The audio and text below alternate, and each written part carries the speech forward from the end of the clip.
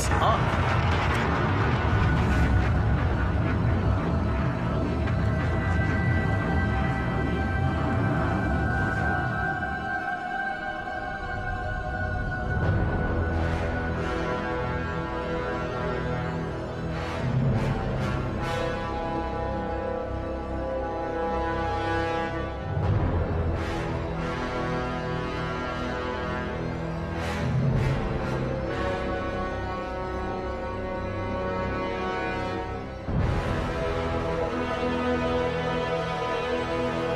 Man. I hope everybody can hear me out there. I hope we good to go.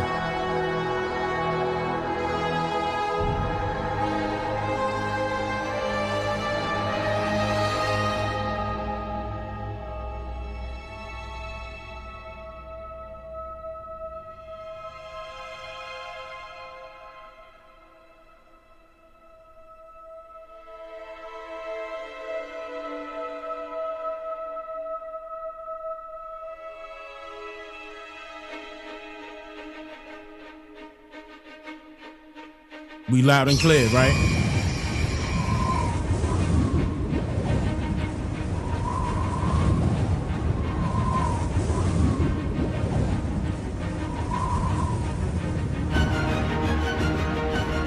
Blue Dreamer. Set it on fire, fire, fire, fire.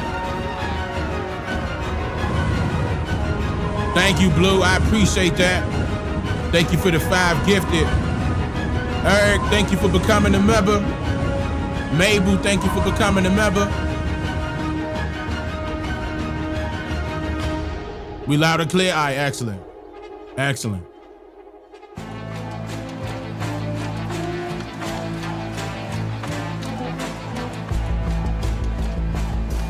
Yes, sir.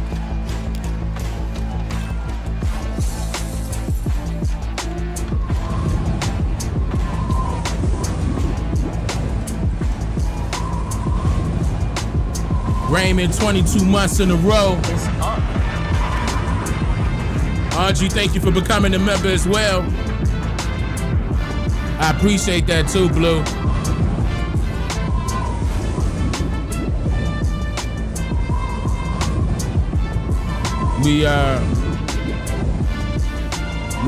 Montana, I can't let it go past the 5, man. I'm already late. I'm a tad bit late. You know, I'm on Niji time right now. I'm a tad bit late.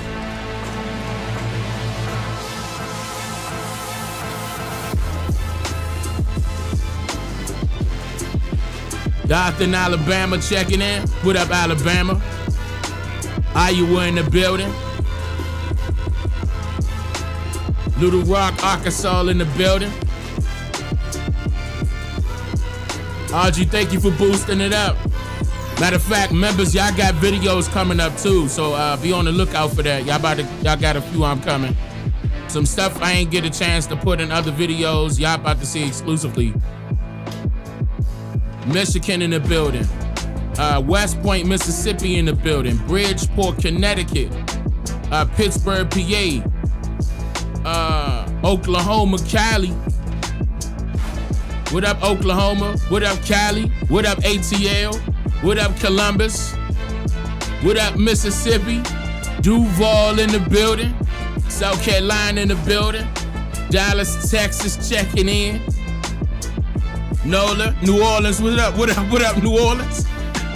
Orlando, Florida. Man, I heard y'all had freezing temperatures in Orlando, Florida. I done seen videos where the Gators was frozen underwater. Never thought I'd see that in Florida. You know they playing with the weather. Memphis in the building.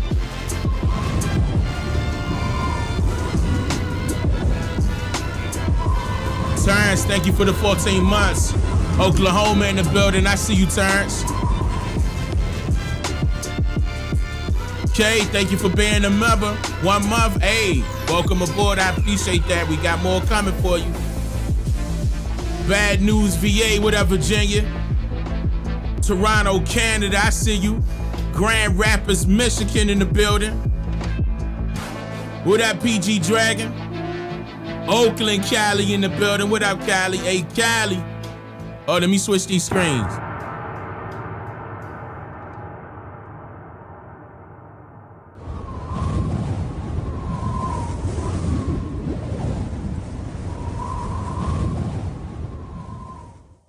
Yeah, nah, let's get right into it, because once I do this, okay, yeah, we good. Everything up. Adrian, thank you for becoming a member. Indigenous Bobby, 20 months. I appreciate that. OCO sister, how you? Detroit in the building. Yeah, Cali. Cali, I got some more stuff, man. My wife and I got a bunch of stuff. Like, they playing with y'all. And it's not over. Y'all know a new one came out. By the way, a new fire broke out. Unfortunately. They playing games. Madison, Alabama. Oakland, Cali. Long Beach, Cali. Naptown in the building. Tampa, Florida in the building. Jersey in the building. Boynton Beach, Florida. That's it, Florida, right? Yeah, that's Florida. Eaton, Georgia in the building. Cleveland, Ohio in the building. Tennessee in the building. Indianapolis in the building. Chi-Town in the building. What up, Levante? Rochester, New York. San Diego.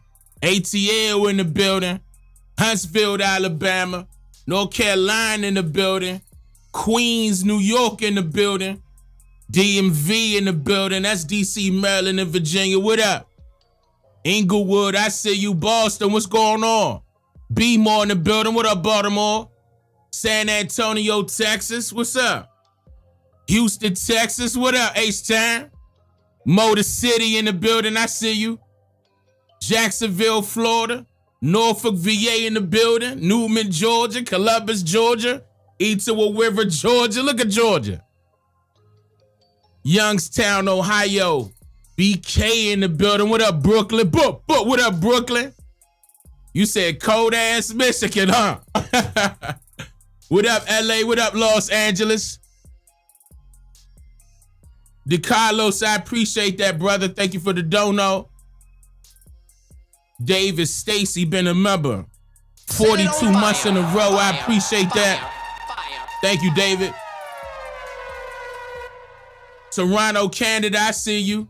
VA to Vegas, that's a trip. You went across the... You went across, huh? St. Louis, Missouri, what up? BX in the building. VA in the building. Virginia Beach? I love Virginia Beach. Columbus, Ohio. What up, Harlem? Philly in the building. What's up, Mac? What's going on, Mac? Mobile, Alabama in the building. Marietta, Georgia. We was just talking about Marietta, Georgia the other day. What up, North Carolina? What up, Georgia? What up, Minnesota? Gary, Indiana? Kansas City. I gotta go to Kansas City soon. Sacramento out there. I see you. Dayton, Ohio. Chesapeake, VA. Woo! I know where you at. Albany, New York. Oklahoma City, yeah. Newark, New Jersey in the building. Mobile, Alabama again. Richmond, Cali. Columbus, GA. Miami, Florida. They go Miami. Richmond, VA, stand up. What up, Richmond? I see you in here, D. I see you. North Carolina. What'd that say, 10 keks? It went past a little quick. Hold on, let me come back up. It said...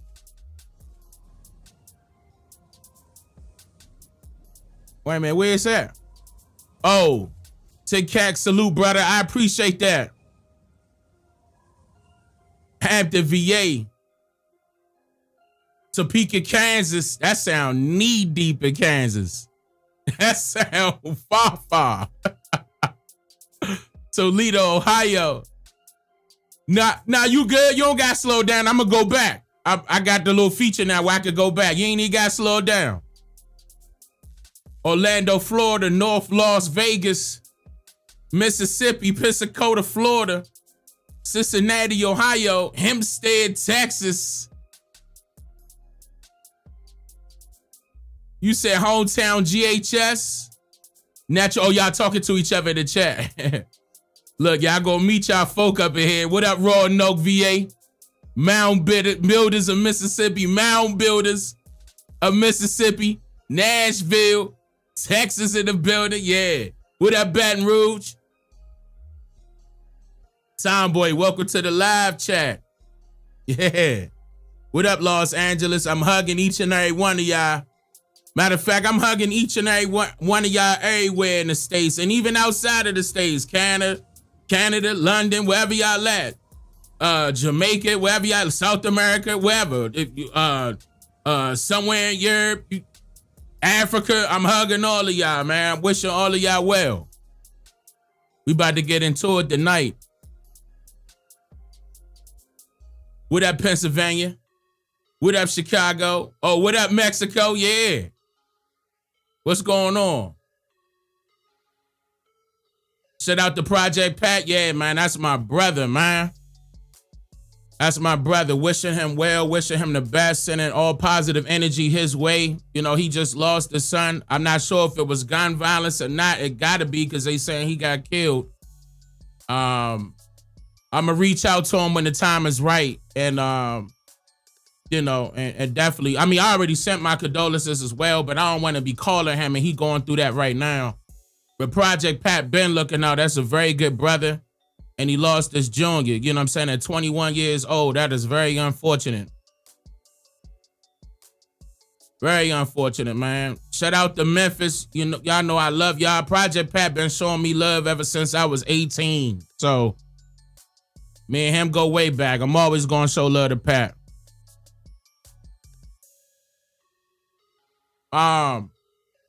It was gun violence. Yeah, I saw it was in a park. I just ain't, that was like hitting home right there, man. God forbid. I was just hurt when I saw that, man. Ashburn GA, what's going on? Yeah, if y'all can, y'all send positive energy Pat's way, man. But he be the one to tell people to get away from that. You know, he the one that preached that. He the one to tell you. I mean, even though, you know, we familiar with his music. Of course, he done got older, mind changed and everything. I mean, nobody deserve this, man. Nobody. San Antonio, I see you. Detroit, Michigan, what's going on? Yeah, Memphis got wild. Memphis been like that. Memphis been like that, man. Memphis need a revamp big time. Like, it's so much negative energy going on. You know they did that on purpose to Memphis. Memphis got a lot of rich indigenous history down there. Tons. And they attacking our people down there, making sure that we attacking each other down there. That gotta change, man. That gotta change. Cal, Texas, what's going on? St. Louis been following since 2017. Heather, don't be telling everybody how old I am. I appreciate that, but Heather, come on now. You gotta, you know what I'm saying? I appreciate that, Heather. I'm just playing. Miyoki, I appreciate that. Thank you for becoming a member. And Spirit of My Ancestors, I like that. Thank you for becoming a member as well. Crime She Tight, thank you for becoming a member. I appreciate that, DeCarlos. I know that I didn't already said that, you know, but I'm gonna say it again. Yeah, the real Project Pat. That was Pat, the only Project Pat that we know of. Yeah, that was his son. That was his junior. Unfortunately.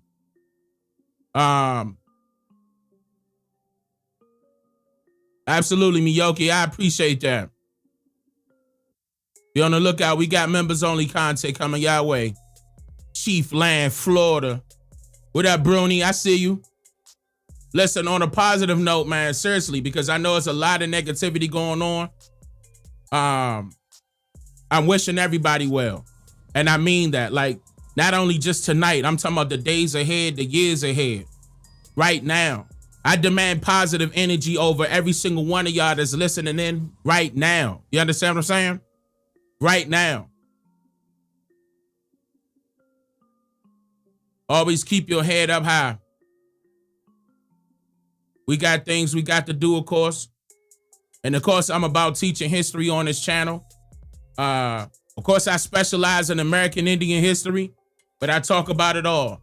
Current times, past times, how it correlate, how we could stop history from repeating itself. You know, I mean, we're going to get into it tonight. What up, Niji Warrior? Eric Quiet Firebird, what's going on, Chiefess? Yeah, I say. We could say I say.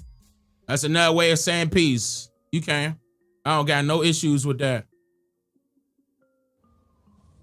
Camillus, I appreciate that.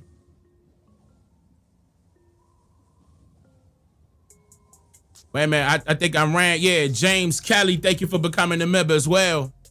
What up, James? What up, Cham? What up, Tone? Yeah, so let's get into it.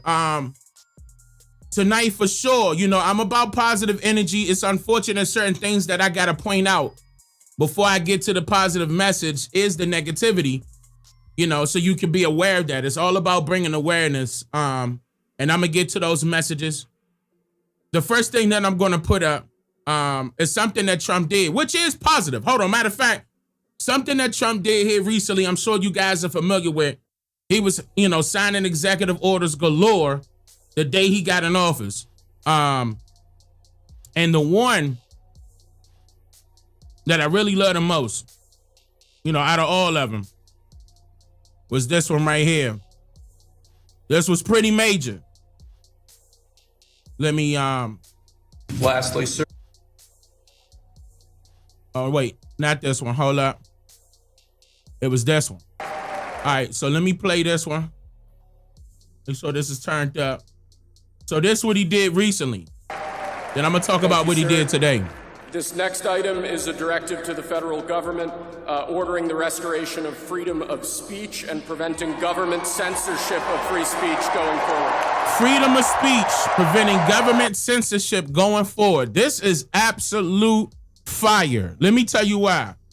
Because not only did the CEO, Mark Zuckerberg of Facebook, come out and already state this to Joe Rogan, and Joe Rogan was schooling them and kind of grilling them at the same time, like what was going on. Where was all of this energy at beforehand? But he said that he was being basically pressured. Him and his team was being pressured into promoting propaganda by way of the Democrats, by way of the, more specifically, the Biden administration. And they were threatening him if they didn't go, you know, their route, wherever they wanted to go with it, that they were going to, you know, hit him with some sanctions and a whole bunch of other stuff. Anyway, now he then came out and announced that people could just fly and say what they want now. It's freedom of speech. That's back now, okay? Trump made it official. He signed the executive order, as you can see. Hopefully, YouTube will follow suit. I'm going to be honest with you because I've been on YouTube since 2016. I've been on YouTube since 2016, and YouTube has been suppressing the channel purposely. They were censoring the channel on purpose based off of the things that I put out there that they didn't want out there. If it wasn't about whatever agenda they wanted it to match up with when it comes to their benefit, when it comes to the government that is controlling the YouTube situation, yeah. But now that I'm seeing that this is an executive order, which doesn't mean that it's necessarily the law of the land, but that is the right move to make because a lot of censorship was happening. Big time, you know. It was to the point where we even had to censor our words in the videos. Like, it was silly. We couldn't talk about COVID. We couldn't talk about vaccines. We couldn't talk about what they would call conspiracy theory material. We couldn't talk about any of that. But tonight, It's up. but tonight, yeah, they were shadow banning. Big time. Big time. And you know what's crazy? They were shadow banning, don't get me wrong, they were shadow banning what you would call the Caucasian brothers and sisters as well, but not as hard as the Niji. They were hitting our channels the hardest. Like, you either had to be a comedian or actor or actress in order to be bypassing YouTube's algorithm. Like, if you come out documentary style like how I do, That is the word. Like, y'all seen it. If you go back on my channel, you can tell when they implemented censorship on my channel. You can literally look at the numbers and see what year that was and pinpoint exactly what year they started hitting my channel like that. Matter of fact, for those of you that don't know, hold on. Matter of fact, before I go any further, let me show y'all this. Because I remember there was some people out there that said something. I mentioned this before. I think this is the perfect opportunity to mention it now. When YouTube was hitting my channel with censorship. Now I gotta find where I put that. I'm talking shit and whole time. Wait a minute. Wait a minute. Now I gotta remember where I put that. Give me a second. I'm gonna find it though for sure because I know it's close by. But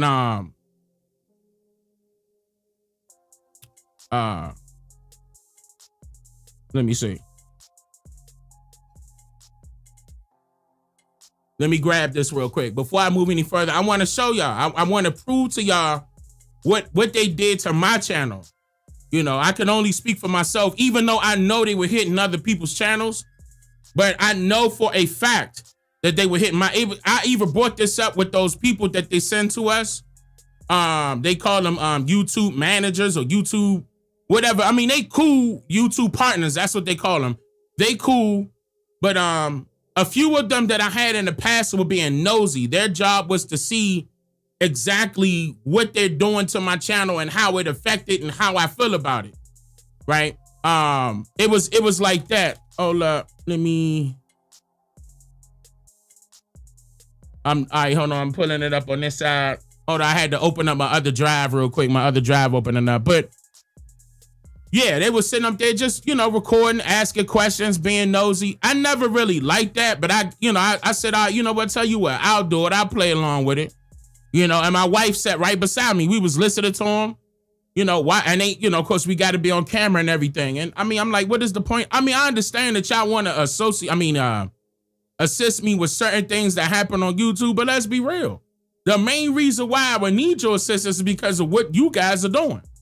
Not only are people missing their notifications and it's a bunch of stuff, right? I've tried not to complain about it at all. Matter of fact, I kind of very rarely complained about it, even though you guys brought it up and I'll say something about it at that time. I rarely complained. I just kept it moving. But yeah, that was it. It was frustrating. It was frustrating that they were playing games like that, but that was purposely done. They really wanted to frustrate me for that reason.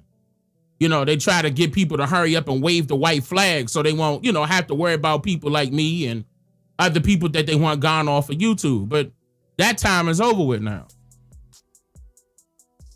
That's over with now. And I don't know why I can't quickly find what I'm looking for because I moved, okay, 1, 2, 3, and I moved that. I must have moved it into a different folder to get it out of the way of here because I know it was sitting right here and I don't want to spend too much time trying to look for this because I really do want to show y'all. It's unfortunate that I can't pull that up right now. Really do want to show y'all what I'm talking about. Wait, hold on. I think I found the folder. Let me see. I believe I found the folder because I did have to create it. Yes, I found it. Okay, here we go. Now, what I'm about to show y'all to free black. Look, I want y'all to pay close attention. This is one of the screen recordings that I did a long time ago. Okay, now if you pay attention, that was a video. If you look at the bottom, that was a video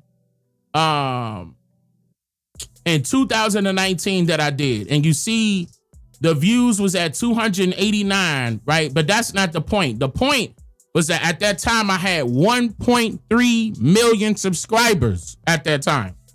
Okay? I was supposed to be well over 3 million by now. But this is a screen recording. Americans from slavery. Proclamation 95 was a call to end existing public upheaval. So, and then when you subscribe, so I mean that was my thing. I was just upset that not only were they censoring my channel, they were also taking subscribers. And then you also see people in the comment section saying, hey, but Dane, I got unsubscribed. I didn't do that. I got unsubscribed. And I even brought this up to those YouTube partners And they were like, we'll go live so we can see what you're talking about. And I'm like, man, y'all playing games. Y'all know what I'm talking about. There's no way in the world that many subscribers disappear. And I've been sitting at how many subscribers for like years now? Like, there's no way. But anyway, so keep it moving. I'm glad that part is over with. You know, I'm glad that Trump said, okay, tell you what, all that censorship stuff is stopping now. You know, I mean, he did. It's not like this is brand new. He did state this during his campaign that he was going to do that.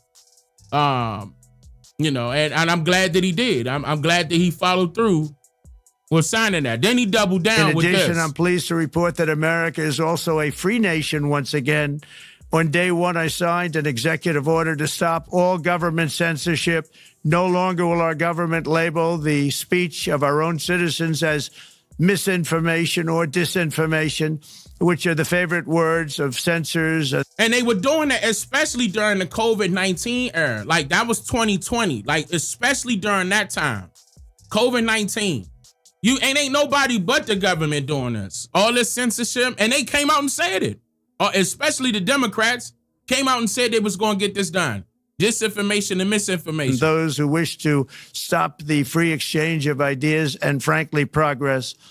We have saved free speech in America, and we've saved it strongly. And you know what? And I'm going to drop a bomb for that.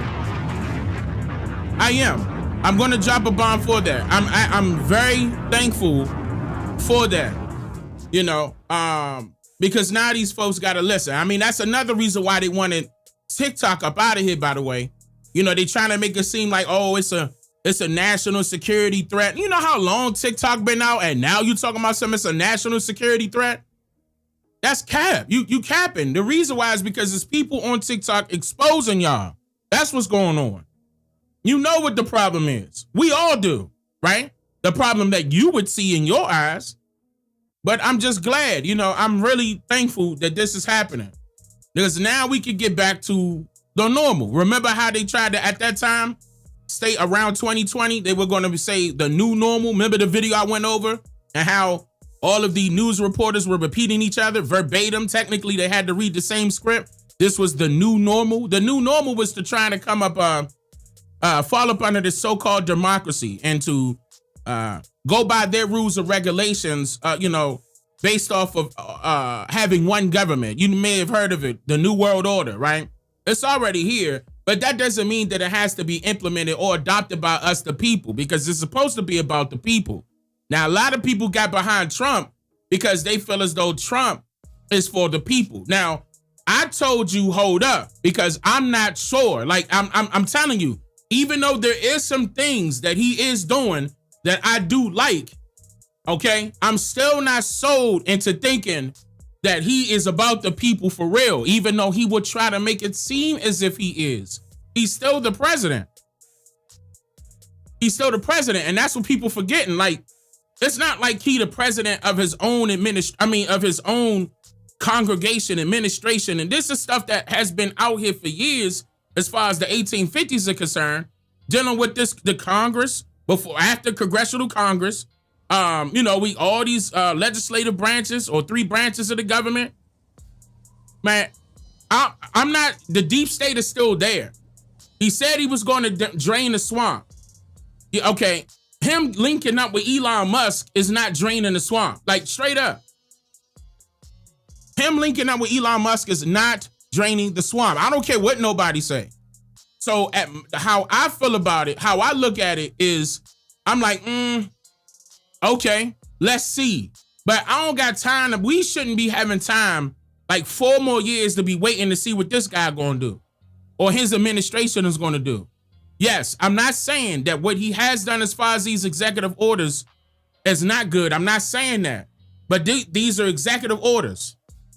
Okay? The judge, a Supreme Court judge, has the right to block it at any point. The president technically has no, I'm not trying to say they don't have no power, but they don't have the power that you think they do. You still have Congress ahead of them. The president is the commander-in-chief of the Army and the Navy. That was the original title. of a president of the United States, commander-in-chief of the Army and the Navy. Now, if he decides to start sending troops, you know, like how I see that he's sending ISIS to particular, and I'm not saying that this is a good or bad thing, but I see that he did send ISIS to, I mean, not ISIS, he sent ICE to the offices of particular lawyers who were backing up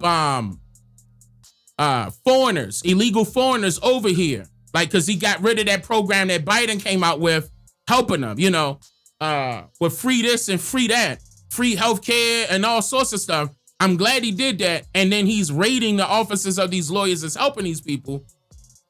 But, okay, that's one problem, okay? That's one problem. And that is something that he could do without the permission from Congress, right? But changing laws, they have to go through a process, okay? Even though the president's signature comes at the end, you still got to go through the House and the Senate. But Dane, he got the majority of Republicans in the House and the Senate. But wait a minute, let's see. Okay, we know that the Republicans are there, but is everybody on his side? Is everybody going to agree to this? So what he got going on, these executive orders can be temporary and can be deleted immediately as soon as the next president get in. Well, at least we're going to have 4 years of this, Dane. Oh, okay. But as far as changing the overall perspective of it, as far as draining the swamp is concerned, they still going to be able to exist after Trump's term is over with. I just want you guys to look at it that way. Like, this is not solving the problem. It's kind of like putting a Band-Aid on it. If he is what he say he is. If he is who he say he is. Straight up. And you know, my thing is this, it doesn't matter if they're Democrat or Republican. And I feel as though we don't have time to wait and see. We should be creating our own administration, our own congregation. We have freedom to assemble just as well as they do. That's international law. I went over this, and matter of fact, my wife and I put a book out on this. Anything that they can do, we can do. I'm just saying, we the people. Because don't forget, they were people at 1.2, right? Ain't nobody died and made them king. That's not how it works. A president is like a so-called prime minister. These are just titles. That doesn't mean that they have a powerful position when they still got puppets in the background puppeteering that you don't get a chance to see. They never gonna show their face. The only way for you to drain the swamp is to actually take a hose, dig holes up underground or up under that swamp, however you gonna look at it, put them hoses down there and start cutting them sprinklers on or whatever, start cutting the hose on and flush them out. Literally flush them out. Then you're going to start noticing names and faces and everything. The majority of us tell you that all you have to do is follow the money trail. And then we can see who the problem is. But don't forget that they hire people to do their job, to do their dirty work for them. So not only is it going to be the people that we don't see or the people that we do see, it's also going to be people that they hired that we have no idea about that is still attached to that same person or group of people that we're referring to. So we all have common enemies, plural, for that reason. Okay, I just don't want everybody to be like, okay, well, Trump is going to save us and Trump is this, Trump is that. You don't know that. You don't know that. You don't know that. This is second term. They ain't give him a chance. All right. So you willing to take a chance with somebody you don't know? Again, that's what I'm trying to wake up people to let them know, listen, we can do for ourselves. We can. And he will be the president to sit back on top of that. Like, he will be the one to sit back and say, all right, you know what? If that's what the people want, he got to, because that's his persona. If that's what the people want, I ain't going to touch it. Nobody touch them. Let them do what they want to do. This will be the perfect opportunity. Take these 4 years to establish exactly what we want done. The exact way that we want it. Like, I'm talking about top to bottom now. Systematically. He will be the one that probably would get behind and support it. Real talk. But that don't mean we should be waiting on him where he got a whole bunch of other stuff on his plate And in order for us to say, okay, well, it's our turn now. But hey, what about us, Trump? Why? We can't keep doing that every single president. Can't keep doing that. Ever since the 60s, rather. Ever since the 60s, when they started attaching themselves to the Dixiecrats and ain't nothing get done. You know, I saw people out there that, let me not get on that. He on a totally different topic. Actually, he is related to this topic, which is going to be the MLK files. But we go wait on the MLK files. We go talk about the JFK files because let me move on. I'm gonna transition. Another thing that he did earlier today, another thing that Donald Trump did earlier today was, and what he said he was going to do was make the MLK files, RFK files, and JFK files declassified. Okay, now he's been saying that he was going to do this for a long time. And now he finally made that official. Lastly, sir, we have an executive order ordering the declassification of files relating to the assassinations of President John F. Kennedy, Senator Robert F. Kennedy, and the Reverend Dr. Martin Luther King Jr. That's a big one, huh? A lot of people are waiting for this for years. I ain't gonna lie, I have. We're gonna get into it. Though, what we know so far. And everything will be revealed. Let's hope so. Because, okay, let me tell you what. Oh, wait, I like what he said after this. Let me play that. Give that to RFK Jr. Yes, sir. Get that to RFK Jr. is what he said. And get that pen to RFK Jr. Now, again, he is displaying favoritism with the people. I'm not saying that he not, but I still am not. So I'm sure some of y'all gonna be like, I'm sold, Dane, just based off of that. I'm not sold just based off of that, but this is very good because a lot of this information has been covered since the 1990s, and I'm going to go over that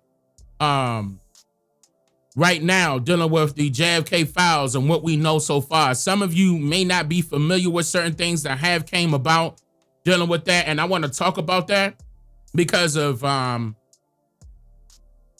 who got rid of him and why has been twisted and turned around. And I'm gonna say I am 98% sure that what I'm about to play, not at this exact moment, I'm gonna tell you which one I'm about to play is true, on top of what I know behind that as far as the research that I have collected. Oh, and there's another thing I want to come out and say really quick before I forget. I had to grab the book real quick. If I stepped away from the mic, you can't hear me. There's a book and audio. In fact, is CDs. I don't know if you guys have CD players, but the audio for 1964 conversations of Jacqueline Kennedy has been released back in 2000.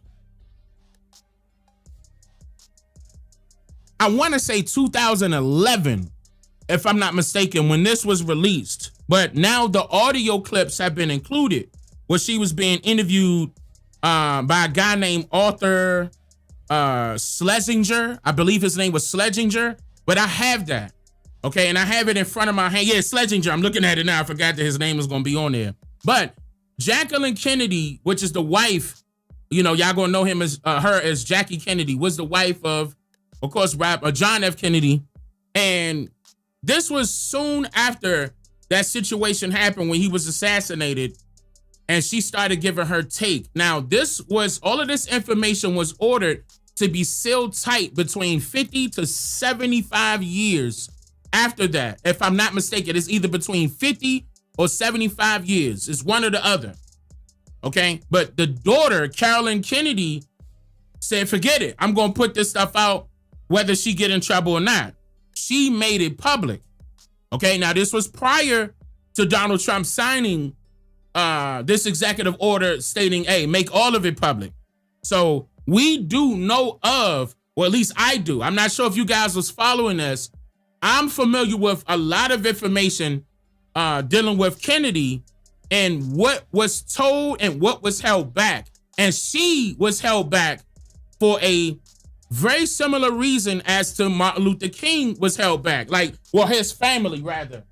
Like, because for those of you who don't know, to bring Martin Luther King up briefly, Martin Luther King's mother was killed while she was at church playing on the organ by somebody that was hired. That was a Niji, unfortunately. Okay. And shot her right in the head. They tried to say that that bullet was for Martin Luther King's son. Okay. I'm not going to get into that right now because that's a totally different topic, but I will be getting into that shortly. Y'all about to see something on that. My wife and myself, we coming back to back with that because we got a ton of information we got to cover on that note. Now, there are some rumors out there stating, and I'm going to debunk this right now. There's rumors out there stating that Martin Luther King was still alive when he got assassinated that day. I mean, when he got shot that day. That is a lie.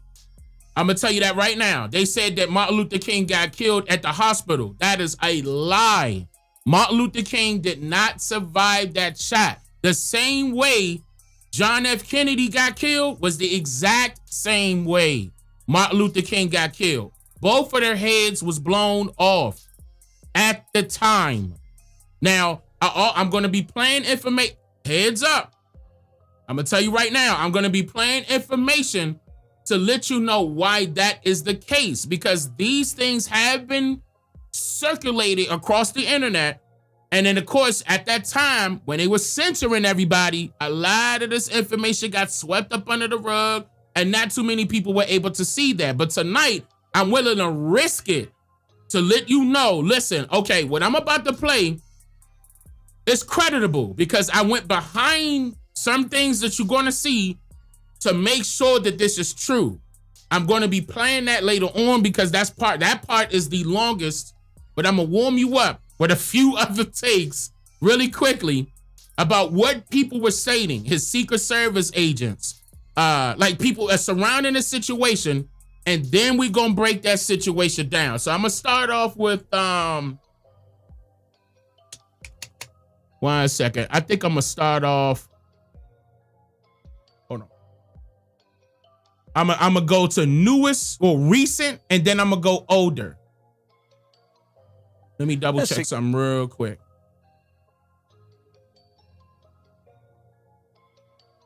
Right. All right, so let me, and this is the older one. All right, let me start off with this one. All right, so I'm gonna start off with this one right here. So various videos I'm gonna have to play first before I pull out the big bang. Here we go. A Secret Service agent who was meters away from John F. Kennedy when he was assassinated in 1963 has made a shocking new revelation that calls into question whether the gunman acted alone. In a soon-to-be-released book, Paul Landis claims he picked up and moved a bullet from the Kennedy's car, a secret he's kept for 60 years. Alice Wilkins explains why it is so significant. An assassination that resulted in more questions and conspiracies than answers. President John F. Kennedy shot in Texas by Lee Harvey Oswald, who was then himself assassinated 2 days later. Neither of the men are here to set the story straight, but this one, a former Secret Service agent, says he wants to, after years of trying to block that day out. Going through my head, it was repeating. It was just like a looped tape of the president's head exploding. But Paul Landis had a major revelation. I'm not going to be doing too many pauses. Okay, well, let me not promise, because it depends. If they say something that I need to point out to that, let me not promise. I take that back. But I got to pause right here. Notice how he said that his head exploded. You guys need to understand that because there was tons of misinformation coming out ever since 1964 when he was assassinated.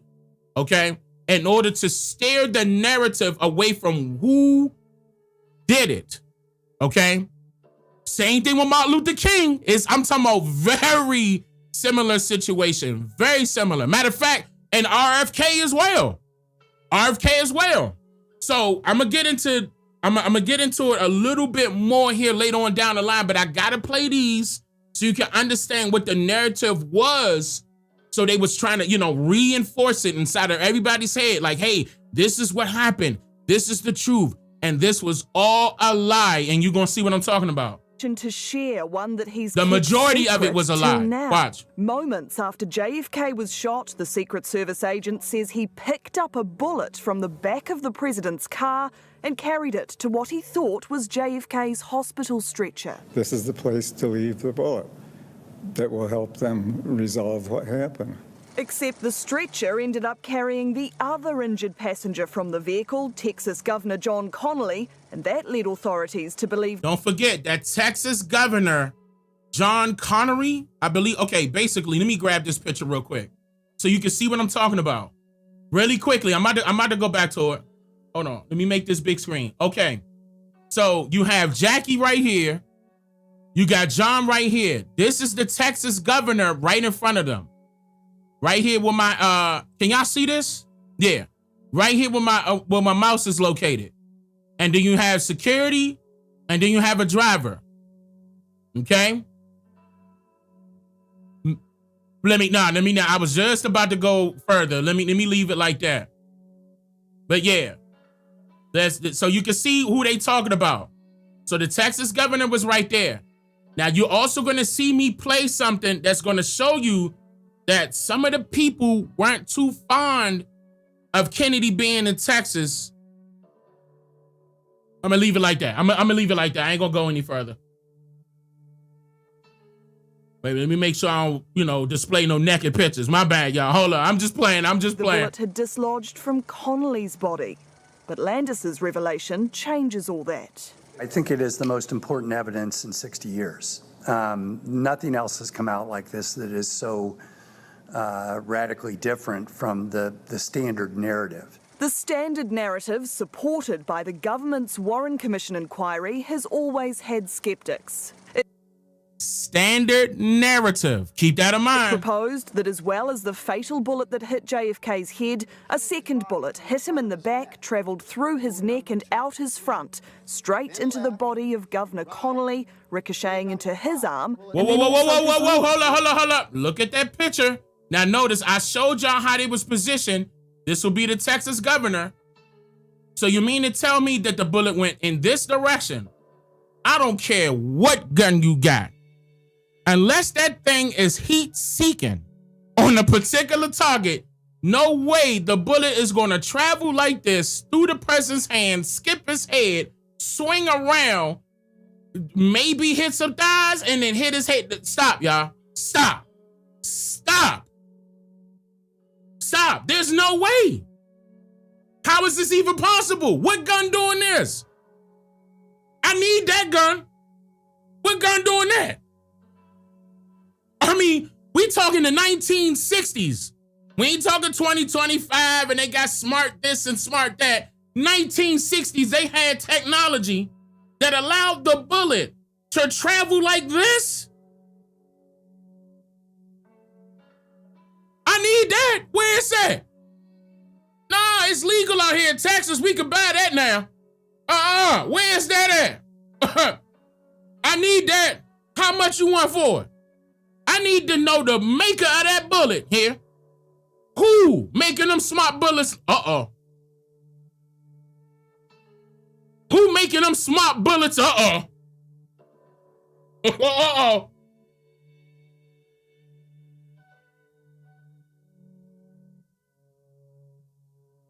Nah, y'all ain't ready. Y'all not ready. Hit the like button. Hit the like button. No, y'all not ready. I don't want to hear it. Y'all not ready. Y'all not ready. Nah, no, chat. No, don't say nothing in the chat. No, don't say smart bullets in the chat. Nah, y'all not ready. No way. If y'all ready, hit the like button. Hit the like button.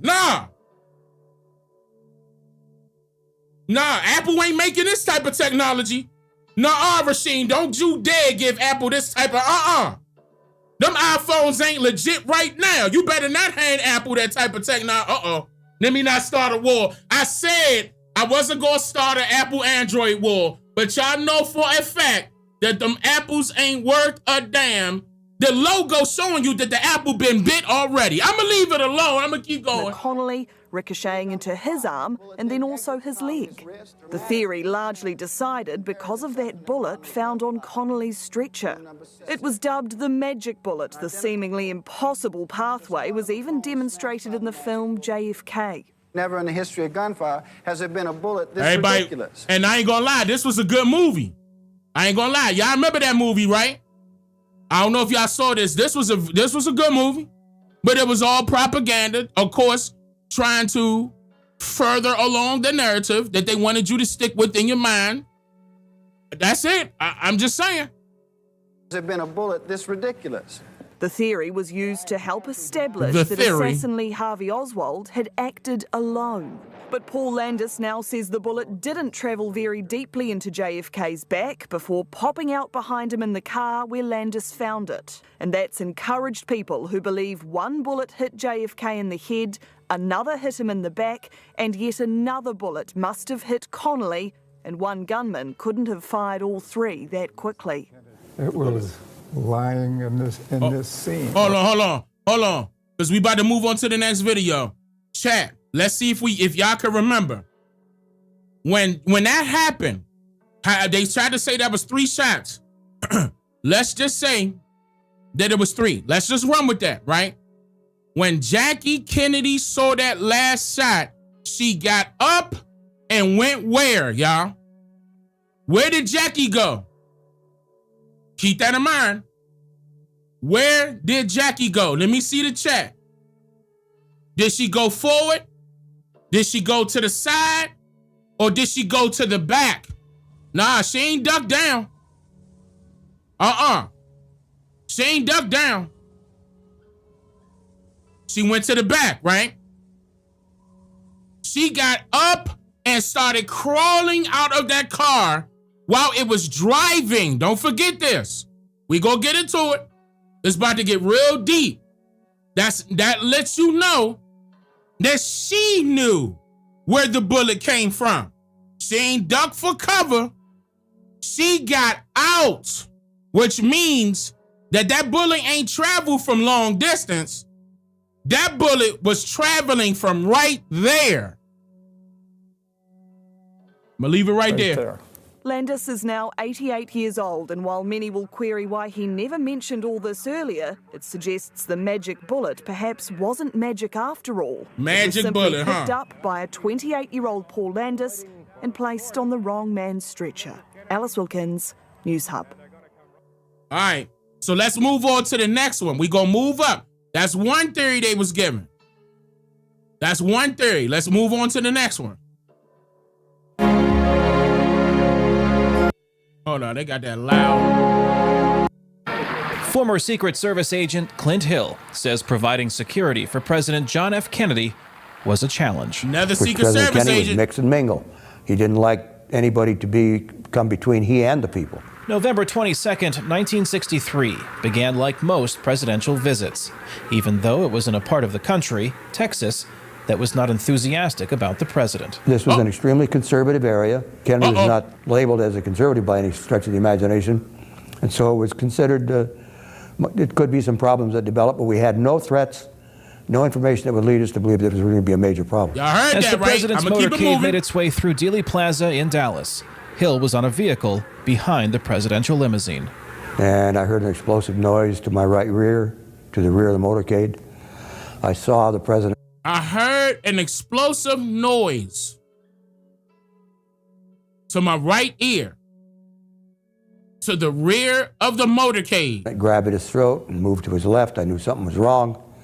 So I jumped and ran toward the presidential car with the idea of getting up on top. By the time I just about got to the car, third shot had been fired, hit the president in the head, caused a massive wound, which caused blood and brains and bone. And she got out.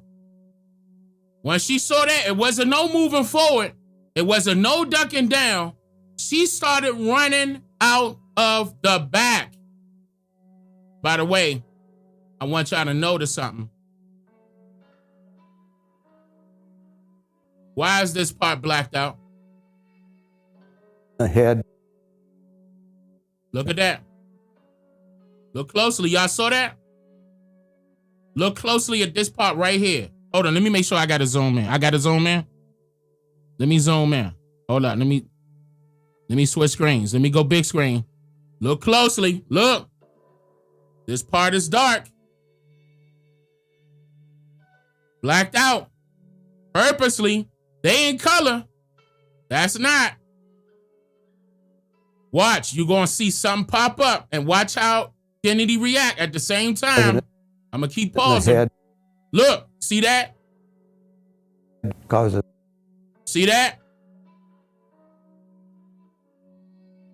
The massive. It was a reaction. Right. It was a flash. Right? Okay. Look like that. Oh, thank you. Rewind it. Hold up. Ran toward the presidential car with the idea of getting up on top. By the time I just about got to the car, third shot had been fired, hit the president in the head, caused a massive wound, which at the same time caused blood and brains and bone material to be exploded out onto the car, onto me, onto Mrs. Kennedy. She was trying to retrieve some material that came off the president's head and went to the right rear. I grabbed her and did the best I could to get her back in the seat. When I did that, why would you get her back in the seat? She trying to leave. That ain't your regular bullet, y'all. We gonna get into it. The president fell to his left into her lap. This is the same bullet that was used for Martin Luther King. Now, Martin Luther King also didn't know that he had agents around him. One of the reporters that was with him, I went over this during my last live stream on Martin Luther King. He was an African agent working for the government. He was the only person there to take pictures of Martin Luther King on the ground with half of his head missing. Here. These are the pictures that's getting ready to come out. Watch. I got up on top and lay on top behind both of them, and I turned and gave a thumbs down to the follow-up car. Something has happened in the motorcade route. That event lasted less than a minute, but it scarred Clint Hill for life. I feel guilt. I feel responsibility. I was the only agent who was in a position to do anything that day. What were you going to do? What were you going to do? What you mean? It was a whole rack of agents. It was even police officers and what do you mean? Look at the picture. Look at all them people. What you mean you was the only one? What are you talking about? But that's in order to stir the narrative. That's to keep the narrative going. The assassination shook the nation and the Secret Service. Clint Hill protected 3 more presidents, but in 1975, overcome by depression, he retired. So he wasn't that shook up. In 2009, author Lisa McCubbin requested an interview with Hill for a possible book. He'd done one interview in 1975 with 60 Minutes. That's a classic interview in which he had basically a nervous breakdown on television. And from then, he went into seclusion. Encouraged by friend, former agent and now author Gerald Blaine, Hill and other agents in Dallas on that day decided to talk, in part to document how the assassination affected them. Hill says the release last year of the Kennedy detail has been therapeutic. It's been very cathartic, and especially being able to go out and talk to the people about the book, answer a lot of the questions that they have, because there are still a lot of questions out there. One question often asked is whether or not there was more than one assassin. Hill supports the findings of the Warren Commission, which concluded that Lee Harvey Oswald was the lone gunman. Lone gunman. Kane Faribault, VOA News, Chicago, Illinois. So let me move over, because now we're gonna go up to the part where they were trying to state that he did this. Like, don't forget, they also tried to, what's that guy's name? Earl. Oh man, what's his name, y'all? That was allegedly the lone shooter of Martin Luther King. James Earl. What was his last name, y'all? Chat, help me out. James Earl. No, not Ray. James Earl Ray. That's it.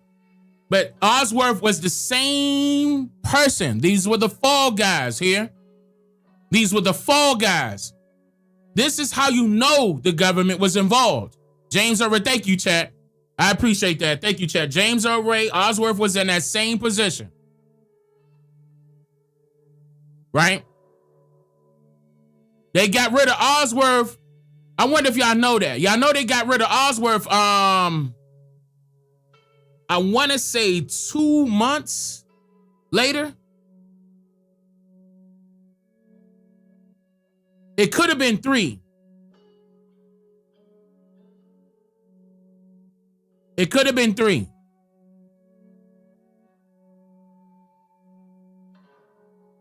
Yeah, they killed him. Oh, you didn't know that? Oh, yeah. They took him out. Nah, that 2 days later, it was like 2 months. It wasn't that long after this. Y'all saying 2 days. I swear it was a little longer than that. I could have sworn it was 2 months. Couple people saying 2 days. Yeah, Lee Harvey Oswald, that's him. Y'all saying 2 days later? It was days later? Yeah, that's right. Can't leave him alive to talk. That's right. It was definitely, it definitely was 2 months. I could have sworn it was 2 months.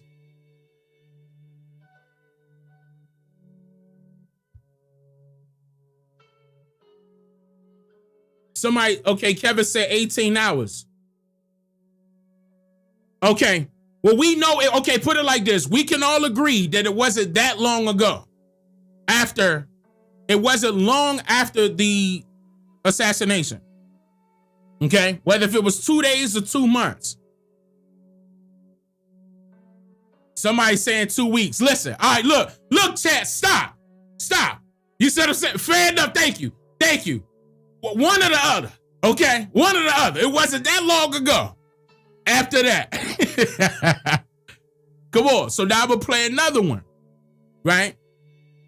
This other one is when they went into, I know, right? Mandela effect. Hey, Turtle Island, you know, all right. So another one is when they went into the theory about the bullet, right? Notice how it was so many questions surrounding the bullet. I'm going to play this one. Yeah, Mandela effect. I'm going to play this one, right? Okay, let me not give it away. Let me just play it. It marks 60 years since former President John F. Kennedy was assassinated while driving through downtown Dallas.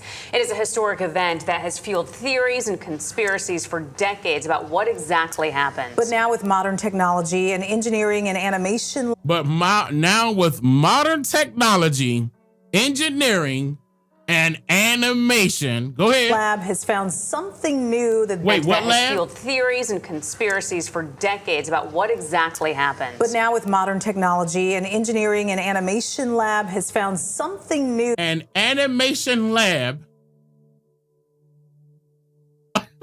Oh, man. Okay. It's not funny, but I gotta laugh at it sometimes. I'm not laughing at it because it's funny. I'm just laughing at it because it's funny how they try to play games and they expect people not to catch on. Like, we know it's bullshit. Like, that's the funny part. We know it's bullshit. An animation lab. Yeah. Look. Event that has fueled theories and conspiracies for decades about what exactly happened. But since it was on the news, we gotta believe modern technology, an engineering and animation lab has found some. Engineering and animation lab has found something new that they say proves the single bullet theory. Proves the single bullet theory is wrong. Is wrong. I'm gonna just let that sink in for a minute. We ain't done. Raw Chickasaw, thank you for becoming a member. I appreciate that. Sip Niji, thank you for becoming a member. Jazzy, thank you for becoming a member. Ashley, thank you for becoming a member. I see y'all. I appreciate that. They scared of Trump. Because, okay, and you know what? The reason why they would be afraid of Trump is because it's not only exposing the conspirators of these situations, it's also going to expose how corrupt the government is because they put these situations in play. They were the head runners. They were the ones that started this all.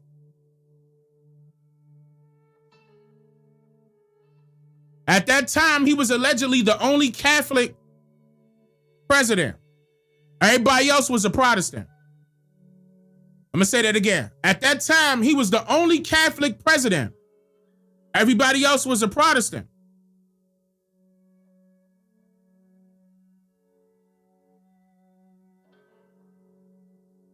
Catholics ain't like Protestants. That's where the Illuminati come in at, right? The illuminated ones, that's what they're about. They're against the what? The Catholics. They didn't like Catholic Christianity. That's facts. They was about nationalism, right? But keep in mind that this government is church and state, state and church. It's the same thing. It's being ran by the Protestants. Those are the people that's behind the scenes that some of y'all will say they are part of the deep state. Deep state meaning that it's further away. Now, deep state meaning that you just don't know until you actually look at it. That's why it's so deep once you get involved with the state that they put the U.S. in.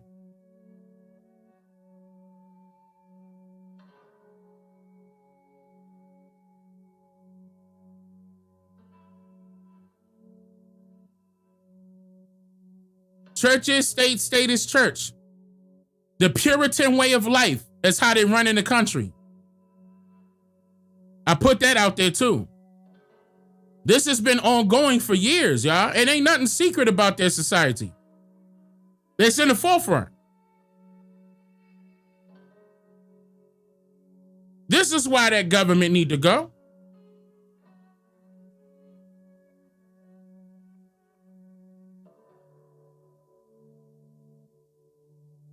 Oh yeah, they're not the only one. The government, okay, right now,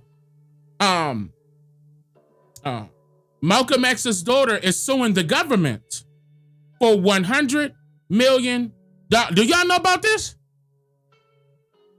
Broderick, stop spamming that. I see you. Stop doing that. I'm looking at the chat. I don't got time to be looking somebody up right now. Malcolm X's daughter is suing the government. Broderick, if you do it one more time, we're going to get you sniped.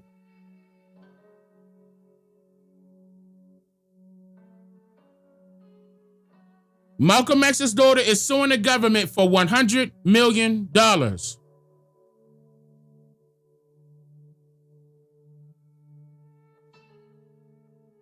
Right now.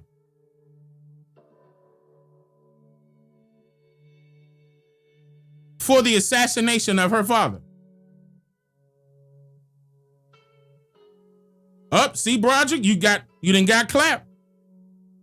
You know I got snipers in here. No pun intended.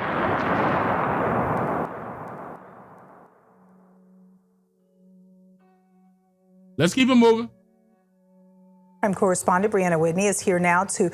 The King family sued the government for one penny. The King family sued the government for one penny in order to make the information come out on who were the conspirators of his assassination. They won, by the way. They weren't after the money. They were after the information. They wanted I have all of those records. Every single one of them that they made public. I put in my little freedom of information request. They got them all. Now that Trump about to make it public, y'all ain't got to go through what I went through. Hopefully not. The King family sued the government for one penny and won. It wasn't no other case but a civil suit. They just wanted all of that to become public. They ain't want no money.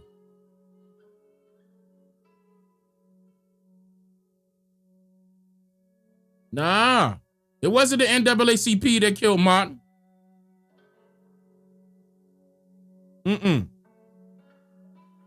I know what you mean, but nah, it wasn't them. It wasn't them. Oh, they gonna have to, Johnny. They gonna have to open up Malcolm X's files. One way or another, it's gonna have to come out. 9/11. And that's another thing. Why ain't Trump? Hold on. You know what? Wait a minute. Why Trump went? Okay, I understand the Martin Luther King files, John F. Kennedy files, Robert F. Kennedy. Where 9/11 at?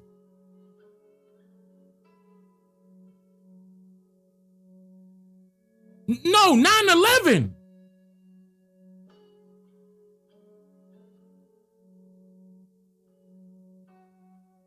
Y'all know what I'm talking about. That should be disclassified. That is a big deal.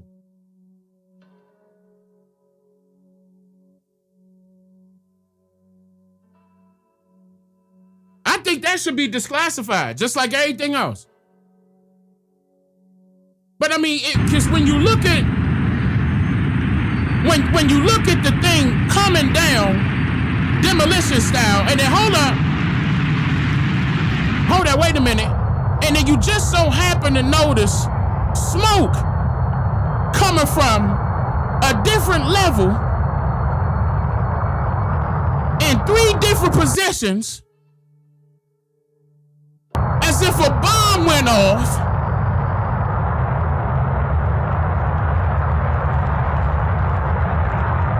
All right. Oh, I mean, you wanna? Don't get me started. Now let's stick to one topic at a time. Stick to one topic at a time. Is here now to show us what the lab found, and this could alter history. It sure could. This could be a big deal. The Warren Commission, who investigated the assassination after the fact, found the bullet that first struck President Kennedy is the same bullet that then went through Texas Governor John Connally, who was sitting in the front passenger seat. Wait, y'all didn't see that? Y'all want me to play that again? We live. Look, I'm not reading no script. You want me to play that one more time? This is y'all. I'm doing this for y'all. I'm already aware of it. You want me to play that again? Oh, shit. You know how much stuff I got on 9/11? I remember that. I was in school when it happened. I'm from Washington, D.C. Born and raised. You talking about some war zone? Everything shut down. Including the metro trains, including the cell phones, including the electricity. I was in high school. I was like, what is going on? The principal get on the, all right, all the students, you're gonna have to go home. Sent us home. We couldn't go home. Buses weren't running. Trains shut off. Thank God my mother was the head of the communications division. She had to send folks to come get me. And she was all the way to hell uptown. I won't ever forget that. And that was just the DC portion, but this was New York.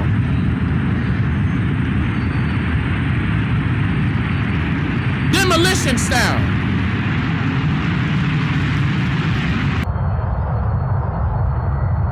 And when you slow it down, and I got plenty. I'll dedicate a whole live stream to this. Look at that. Look at that. On the side of the buildings. Hold on, let me back up and pause it. There's no way that this should be happening.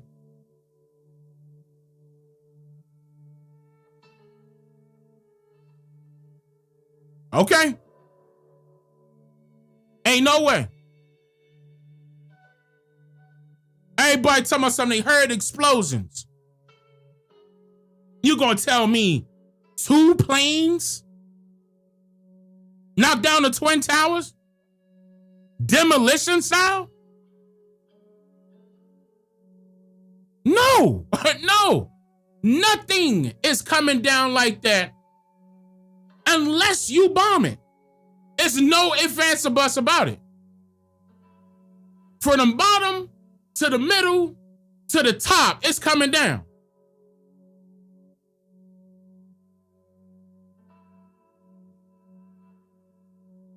I have plenty of footage on this. Plenty. I think I got like 2-3 separate folders.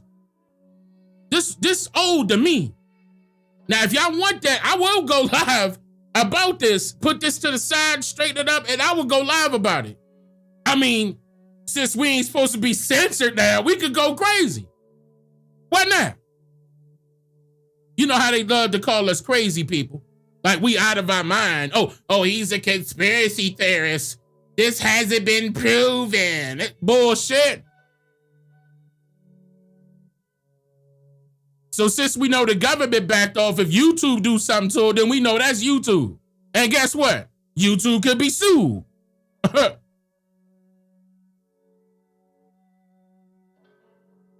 Because that's against my freedom of speech, right?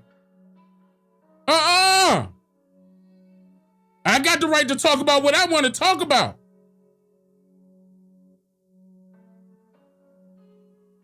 Freedom of speech. I ain't showing them people jumping off the buildings, falling and crashing down, sounding like a bomb when they hit the floor. That's unfortunate that happened. I'm not showing that, though. I got that, too. People just jumping off. I hate to say it like that. I know that's graphic, but that's true. Jumping out of the windows, falling to their death. They felt as though they was going to die either way. You know how sad that is?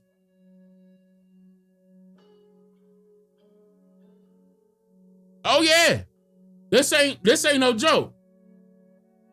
Yeah, live on television too. Cameras still rolling. Reporters not knowing what to say. They got the producers in the ear. No, don't let that. It's pan the camera. Cut the mic off. It's too late. Everything out now. Yeah, this was an ultimate major cover-up.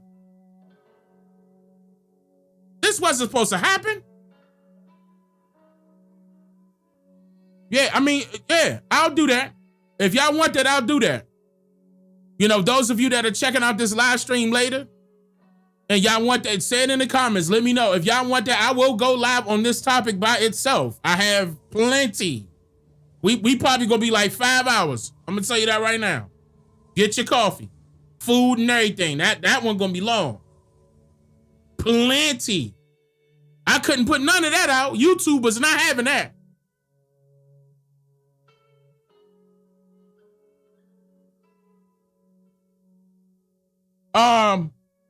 But it's a different day now. The Trump people gonna be like, Trump 2025. They gonna be it's Trump, baby. It's Trump, baby. You know how they go. I'll give y'all that. Trump did do that. I'll give y'all that. Okay.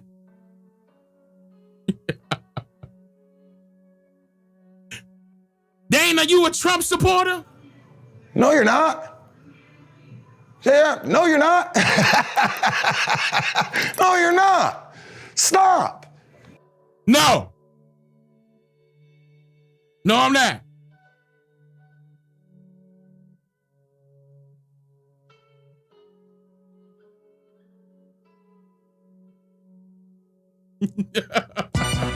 All right, come on. Let's move on. This is live, baby. I'm doing this for y'all, man. Y'all in here? You know, of course, we're going to have fun at the same time, y'all. Okay? We're going to have fun at the same time. Even though we're talking about something serious, there's nothing wrong with that. Laughter is the highest form of energy, positive energy. I definitely want to add that in there. This is the reason why a lot of our people cling on to them comedians, is even though they're talking about something serious, they're going to make you smile. Ain't nothing wrong with that. I can't knock her for that.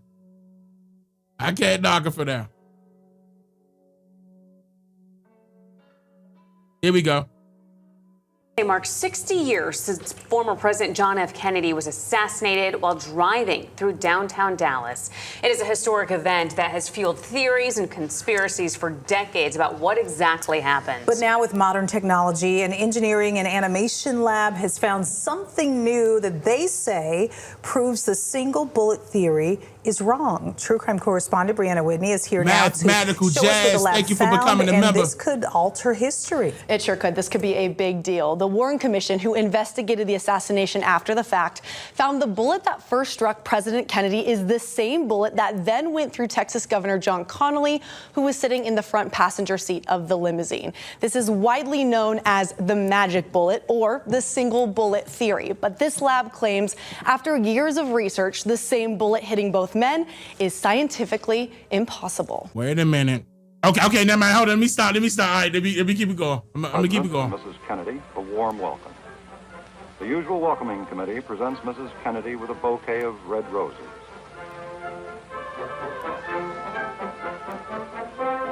November 22nd, 1963, hundreds lined the streets of Dallas to see JFK and First Lady Jackie O. The president's car is now turning onto Elm Street, and it will be only a matter of minutes before he arrives at the trademark. Then, one of the... Notice how the footage was in color, right? Pictures not in color. I mean, country's okay, all most right. famous tragedies. President Kennedy shot All right, twice. thank you for becoming a member. Lee Ocean, Harvey thank you for Oswald. becoming a member as well. It appears as though something has happened in the motorcade route. Something, I repeat, has happened in the motorcade route. Walter Cronkite coming on the Something happened. White people. Let me talk to y'all white people. What in the world are you doing laying down halfway covering the child? I ain't no way. Hey, look, hey. I'm getting my child and we getting the hell up out of there. Ain't no laying down. Oh, baby, it's okay. Let me hold your head. What are you doing? They got it, baby. It's a no. Look. Now I know it's some. Look. Listen, white folk. I'm not blaming all of y'all for this now, but some of y'all white folk need to talk to your white folk. Now, what in the world is this? Bullet spraying, people panicking, you laying down, and the father got the nerve to have the baby's head unprotected, at least about 3 inches away from him. At least the mother got her head next to the okay, all right, okay. It's as though something has happened in the motorcade route. Something, I repeat, has happened in the motorcade route. Walter Cronkite coming on the air. President Kennedy died at 1 p.m. Central Standard Time. The Warren Commission I was swear to tasked God, with every time I got footage of this man announce about Luther King has died. Every time, if you notice, every time he go live, I don't know why this remind me of my pops. My pops do the exact same thing. Anytime he got something serious to say, he take his glasses off. 1 p.m. Central Standard Time. I don't know why that The Warren Commission happens. was tasked with investigating and I need to presenting ask the my findings pop. of the shooting. They found JFK was shot twice from behind by Lee Harvey Oswald from the 6th floor of the Texas School Book Depository, and that the bullet that struck John F. Kennedy in his neck is the same bullet that struck and went through Governor John Connally, who was sitting in the passenger seat in front of JFK. The analysis that we've gone through so far is that those can't be the same bullet. They don't align. We can't make Governor Connolly's position match. Stanley Stoll is CEO of Knott Laboratory, a forensic engineering and animation lab who was hired by a former Justice Department attorney to re-examine the single bullet theory. They took laser scanners to Dealey Plaza, then brought it back to their computers. And the data they collected from the lasers are tiny points, millions of them, to make a point cloud. It's a digital twin. It's bringing the field to your computer. You know, the exact replica of whatever you wanted to scan. Everything used to be two-dimensional, and what you saw on camera may or may not be accurate. Now you can truly analyze it. They then took the infamous Zapruder film that has the clearest video of when John F. Kennedy was shot and matched it to their point cloud. And everything was matching up perfectly until the Texas governor was shot too, reportedly by the bullet that went through the president first. What through the evaluation comes to show is that those aren't in line. Governor Conley his wound is sitting, 6 to 10 inches towards the outside of the vehicle. You have to slide Governor Conley to the inside of the vehicle. You have to slide him to the left to get that alignment. Based on those findings, Stoll says you have to look at a new hypothesis that there was a second bullet. The question, from where? One person with inside knowledge of the government investigation believes there was another bullet too. Sammy the Bull Gravano was questioned by the FBI about this after he became a government informant for the mafia. I know what it is to kill someone. You don't bounce and come this way. When you bounce and come this way, you got hit in the front with a bullet, another one. So you think JFK was struck from the front? You can see it. That went in, and that's from the grassy knoll. Sammy said, let that sink in. I'm going to just let that sink in. Rudy, thank you for becoming a member. Angela, thank you for becoming a member. Jody, Big E, Clear Vision, thank you all for becoming members. He is sure, however, there were no mafiosos on the grassy knoll. Stoll says while their lab doesn't... Wait, y'all getting commercials right now? Oh, they no longer tell me when the commercial's happening? Y'all want me to go back a little bit? I don't know what y'all missed. That's kind of important. Hold on, let me come back a little bit. At least this part right here. Right here. Okay, I apologize. They usually tell me when the commercials happen. So I'm gonna come back a little bit. Because I want y'all to hear this part right here. This is very critical. From where? One person with inside knowledge of the government investigation believes there was another bullet too. Sammy the Bull Gravano was questioned by the FBI about this after he became a government informant for the mafia. I know what it is to kill someone. You don't bounce and come this way. When you bounce and come this way, you got hit in the front. Right. With a bullet, another one. So you think he's right though. Was struck from the front? You can see it. That went in, and that's from the grassy knoll. Sammy said he is sure, however, there were no mafiosos on the grassy knoll. Stoll says while their lab doesn't know where the second bullet came from, their technology and visualization is ready for ballistics experts to analyze just that. Okay, here's where our science ends. Okay, now everybody else, law enforcement investigators, those people that are fantastic at that, now come in and use our information and see what you think. You need to go get a tan, bro. Go out in the sun. How is your face two-tone? All right, I'm sorry, y'all. I'm just saying, like, go get a tan, bro. Go hit the beach. Stoll says Not Laboratory welcomes any and all feedback from the public after listening to and viewing their scientific findings and evidence. Their lab is also hoping after getting their findings out in the media, they'll be able to meet with the federal government about what they found. Fascinating there. And for decades, it has always been interest for so many people. So if people want to just delve into this even more, is there a way that they can? So we're working on a podcast episode. It's coming out on Monday. We're going to talk a lot more about all the visualizations there.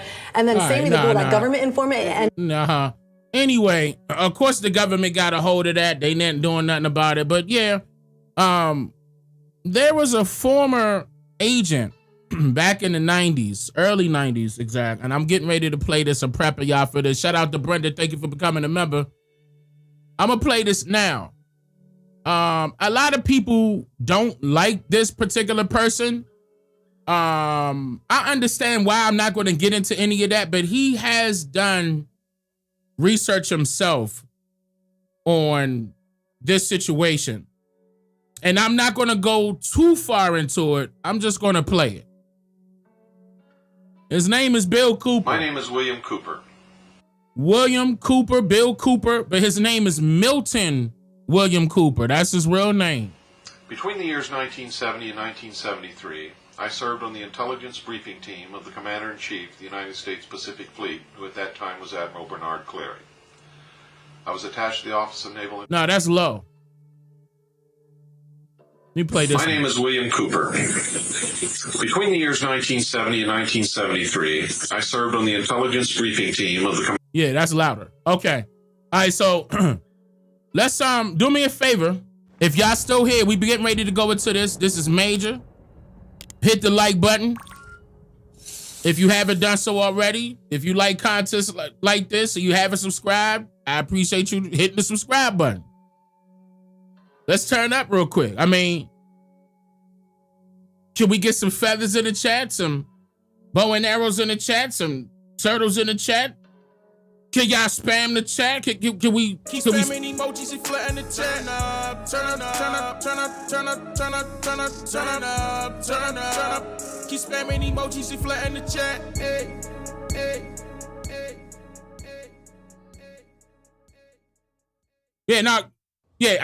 Just spam it. I'm here for y'all. This is y'all's. I'm spamming the chat. Come on, let's do it. Turn up. Keep spamming emojis and flatten the chat. It's up. All right. I appreciate that, y'all. Here we go. I'm about to play it now. My name is William Cooper. Between the years 1970 and 1973, I served on the intelligence briefing team of the Commander-in-Chief of the United States Pacific Fleet, who at that time was Admiral Bernard Cleary. I was attached to the Office of Naval Intelligence. I had a top secret, sensitive compartmentalized information, security clearance, and actually had access and the need to know almost everything that the Admiral himself, the members of his staff, and many high-level government officials. So let's not count that out. We can't say, okay, that he didn't have access to this information when he had that top security clearance. Okay? Don, thank you for the 5 gifted, Don. I appreciate that. So he had that top clearance. He saw this type of information run across his desk.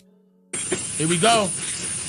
It was during this time that during the routine course of my duties, top secret documents crossed my desk that I was able to read that outlined everything that really and truthfully happened, according to those documents, in Dallas on November the 22nd, 1963, when President John F. Kennedy was assassinated.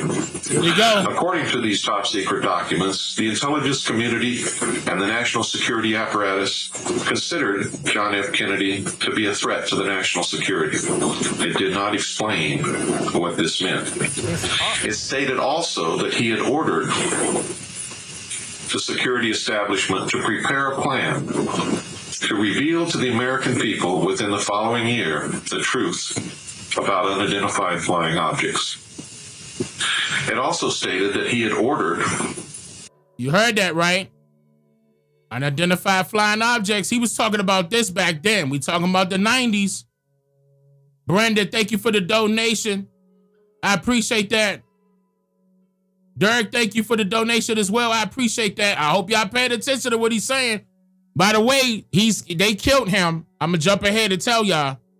They killed him right outside of his house. The intelligence community and the CIA specifically to cease importing and selling illegal narcotics, drugs to the American people in order to finance their black projects. Now, we know that he had ordered also the print. He also exposed 9/11. I'm talking about in the 90s. He was going ham. Of real money, again, silver certificates backed by real silver money. And we also know that would have broken the back of the... He didn't expose 9/11 in the 90s. He later on exposed 9/11. Let me make sure. But he was the first one to expose 9/11 before anybody. 9/11 was 2001. I don't want nobody to get that misconstrued. I got to give him props. He was the one that already knew that 9/11 was coming. He was forewarning people that something was about to happen. He already had the documents. Then it happened. He already knew. We talking about the 90s. He already knew. Okay? I'm just saying. Federal Reserve. Yeah, he got killed in 2001. Yep, had to take him out. They took him out then. The same guy. I gotta give William Cooper props, bro. He was the one. He was the whistleblower. Publicly to disband the Central Intelligence Agency and scatter it to the thousand winds. We know that he had refused to provide air support for the invasion of the Bay of Pigs. No. Hold on, no. He exposed that it will happen before it happened. Before 2001. He did that in the 90s. He exposed it, that he said it was coming. He told you exactly how it was going to happen. And I'm talking about top to bottom. He described it, and it happened the exact same way. Late 90s, right? Yeah. Okay, somebody said 98. And I think I saw somebody say 99. I knew it was in the 90s. That's why I said 90s. This video right here was in the 90s. I think this was 1990, if I'm not mistaken. 1990 or 1991. He was not playing. And they were coming after him. They knew exactly where he was located. They made up a bullshit excuse. You know what I'm saying? Saying that he withdrew his weapon when the police got to his house. And they got rid of him. I got that video as well, by the way. Everything that Bill put out, him and Ted Gunderson. Okay? This was before. Anyway, let me keep going. We're really angry and upset. Yeah, this was before Alex Jones. He the reason why Alex Jones got popular. He the reason. This will put Alex Jones on the map. Alex Jones owe a lot of his popularity to this guy right here. It's stated in those documents that the assassination pistol used was prepared, manufactured specifically by the Central Intelligence Agency for assassinations. It was electrically operated, gas-powered, and could either fire a poison dart, a small hypodermic needle, or an exploding pellet, which could contain any one of several deadly poisons. These documents stated that William Greer, the driver of the president's car, a Secret Service agent, and ex-chauffeur of the Lodge family, turned in his seat and fired with this assassination pistol at point-blank range at the president's head, an exploding pellet filled with shellfish toxin, which really killed our president. If y'all never heard this before, you hearing it now. I'm talking about, this is the video right here. Actually, he did plenty more, but this was the one. And you're going to see what I'm talking about later on down when I continue to let this play. I'm not going to keep interrupting him, I promise. I'm going to promise this time because he's saying a lot of detailed information. But yes, it was the driver, William Greer. Yes. It was the driver. Secret Service. I'm gonna go back a tad bit. Let me go 30 seconds back. Y'all saying commercials. 40 seconds back. Let me come back. I need y'all to hear him because he's also going to show you, and he's also going to show you that they had this technology dealing with that gun back then. Already talked about it. Congressional record. By the Central Intelligence Agency for assassinations. It was electrically operated, gas-powered, and could either fire a poison dart, a small hypodermic needle, talking about the gun, or an exploding pellet, which could contain any one of several deadly poisons. Yes, his name is Bill Cooper. His name is Milton. Hold on, y'all. His name is Milton William Cooper. Bill is short for William. That's why we call Bill Clinton when his real name is William. I'm not trying to be funny, but I just want you to not get confused. This is Bill Cooper. Yes, his name is Bill Cooper. Or an exploding pellet, which could contain any one of several deadly poisons. These documents stated that William Greer, the driver of the president's car, a Secret Service agent, and ex-chauffeur of the Lodge family, turned in his seat and fired with this assassination pistol at point-blank range at the president's head, an exploding pellet filled with shellfish toxin, which really killed our president. President Kennedy's brain was missing. Yep. Another was substituted in its place, which showed little or no damage at all. Listen. President Kennedy's brain was missing. Another one was substituted that showed little to no damage at all. Missing. I'm telling y'all, this is identical to Martin Luther King Jr. Completely opposite of what the doctors at Parkland Hospital described.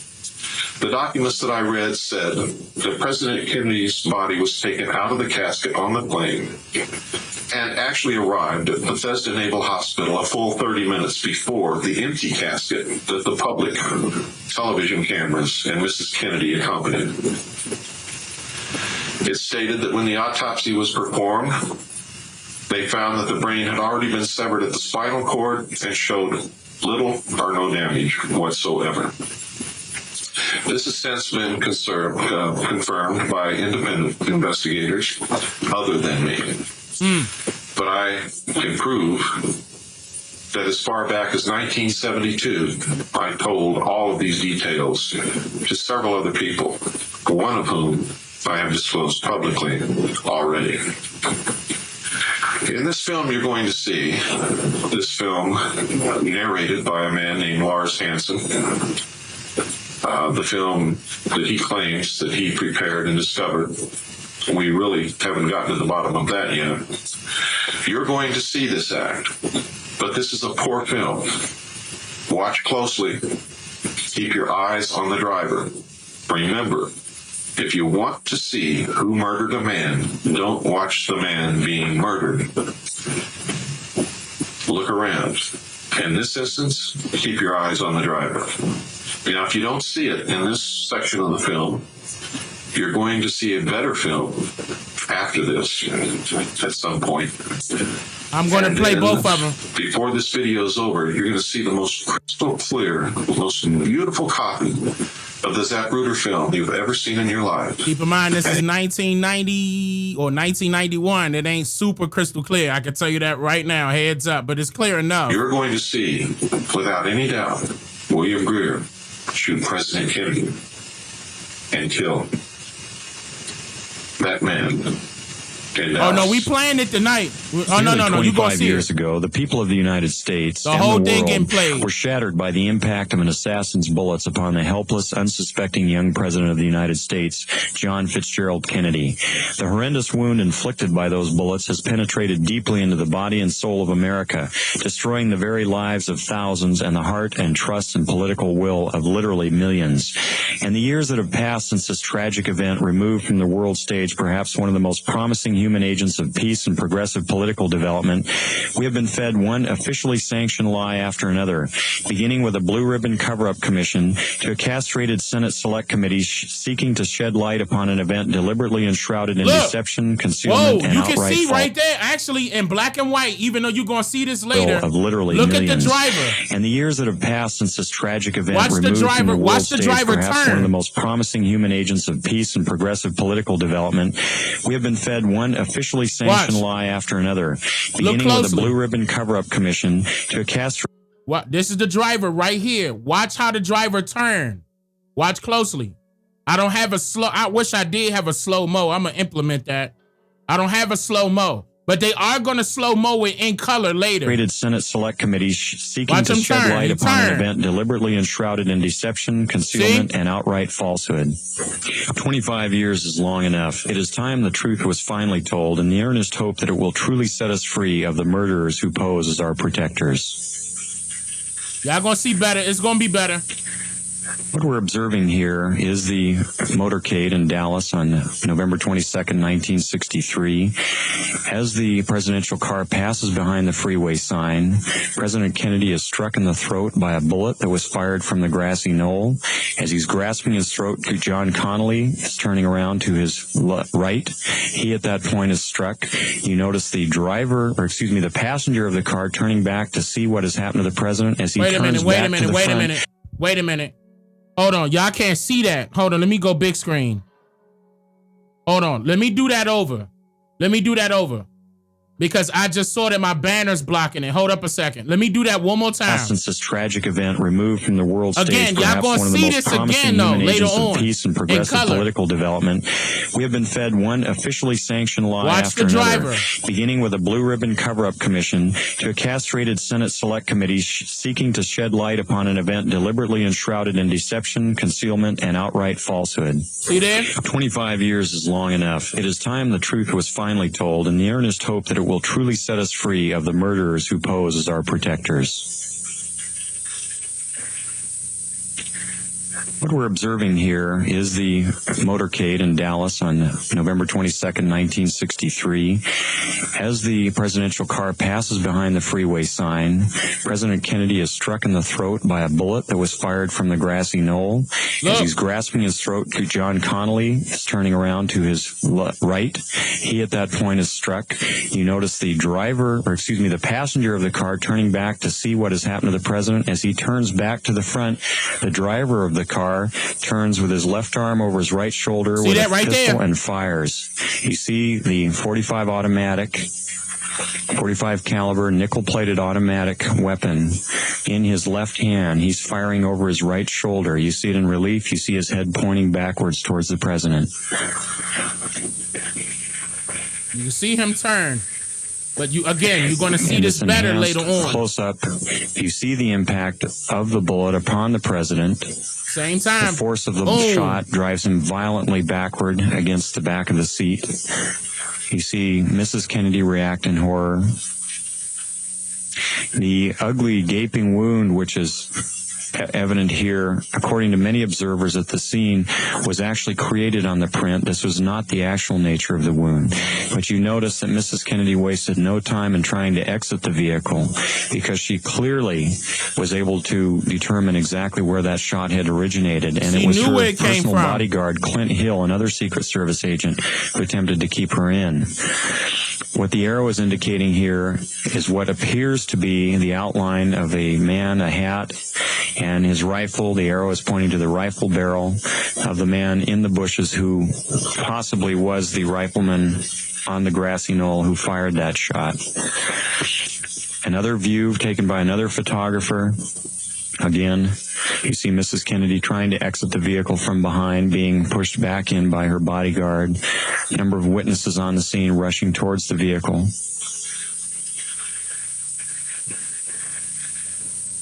This ain't a game. This section, the man standing on the far right of the wall there is Abraham Zapruder, the photographer who took the original photos. The arrow here is indicating what was very likely the rifleman on the grassy knoll, the man who fired the shot which penetrated Kennedy's throat they set from him the up. front, not from behind, as the Warren Commission would have you believe. Very interesting note also that the motorcycle policemen were told to remain behind the car at all times. Notice how they Here weren't. you see the passenger in the front glad he turning mentioned back, that. looking at the president instead of jumping back to you assist saw the him. He motorcycle turns forward. policeman The up driver's closer now in the rotating. picture I showed you, The but weapon comes into view and he fires. You'll see this moved back. repeatedly in these sequences. Kennedy's been shot in the throat. He's leaning to his left. Now the driver was The driver William now Greer. begins to rotate. His left arm comes over his right shoulder and he fires now. Again, you see the driver rotate. You see the weapon come into view. He's rotating again. The weapon is in view. He fires. Yeah, that was close up. You can clearly see his head turning and his arm and the weapon extending into view over his right shoulder. See that Many driver of the doing witnesses that? indicated that the car slowed almost to a virtual halt at about this point. They was about 15 And miles here per in the hour. normal version, you see how much more quickly then it he is picked speeded up the up. It's speed much after harder that. to determine. Many of the people who asked the question why Jackie Kennedy did not report this, it should be fairly evident. Because they were threatening She her. wasted no time in getting away from the attacker. For those of you who were able to see it the first time out, pretty shocking, wasn't it?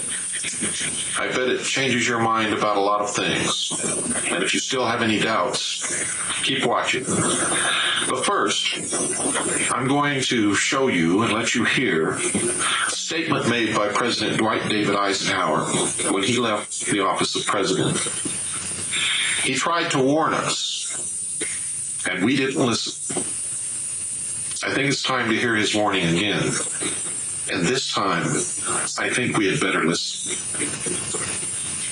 Longtime crowd pleaser Dwight Eisenhower is in his final year in the White House. Much of the country is still satisfied with the father figure's easy grin, though he seems tired by now.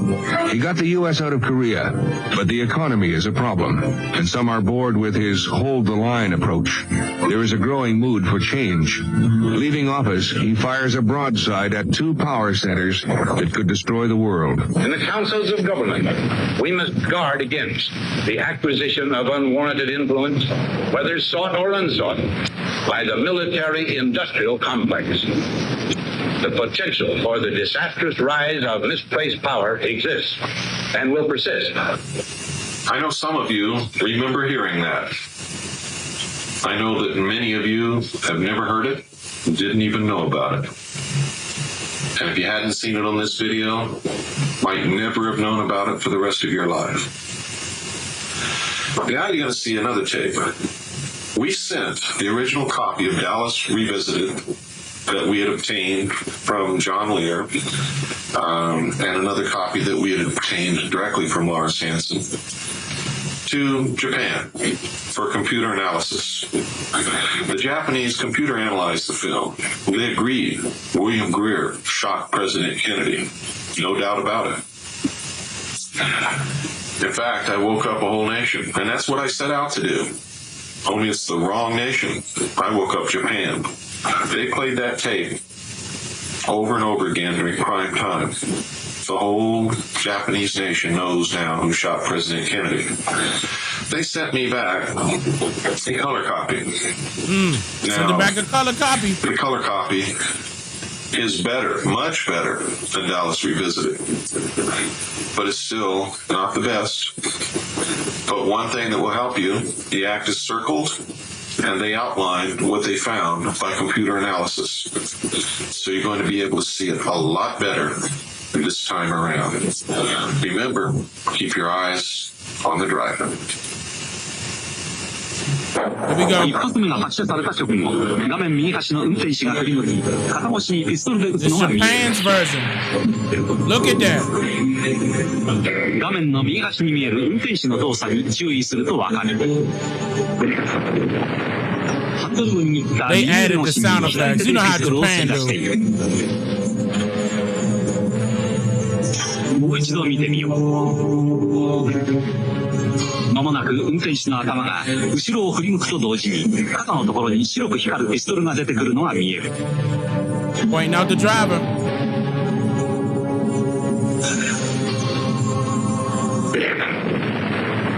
They always add these cartoonish sound effects. 今後ろを振り向く。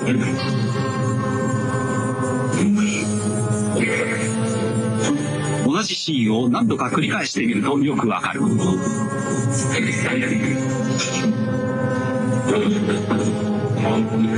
Right.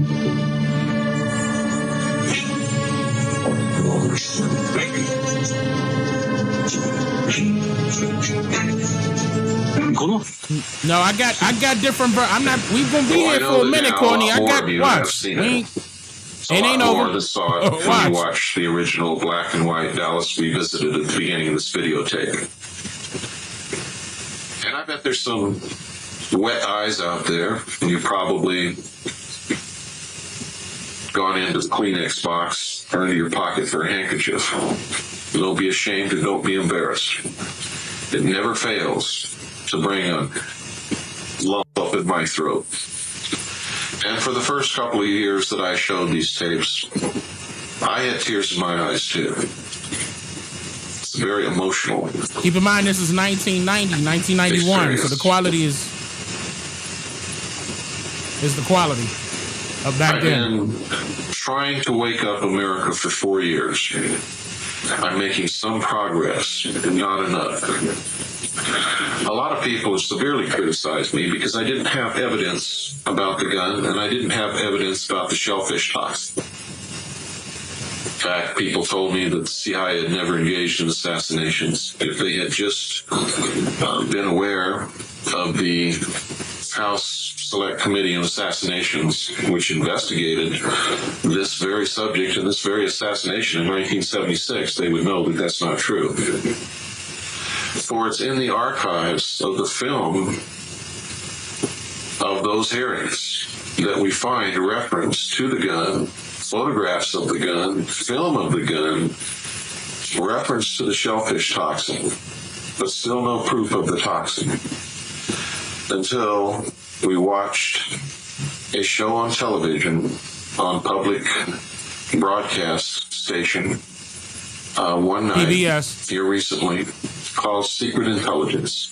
And in that film, it showed a PhD doctor, Hannell is his name, explaining and showing where and how they manufactured shellfish toxin to be used in assassinations at Fort Detrick, Maryland, under the supervision and control of the Central Intelligence Agency. And now you're going to see those two clips.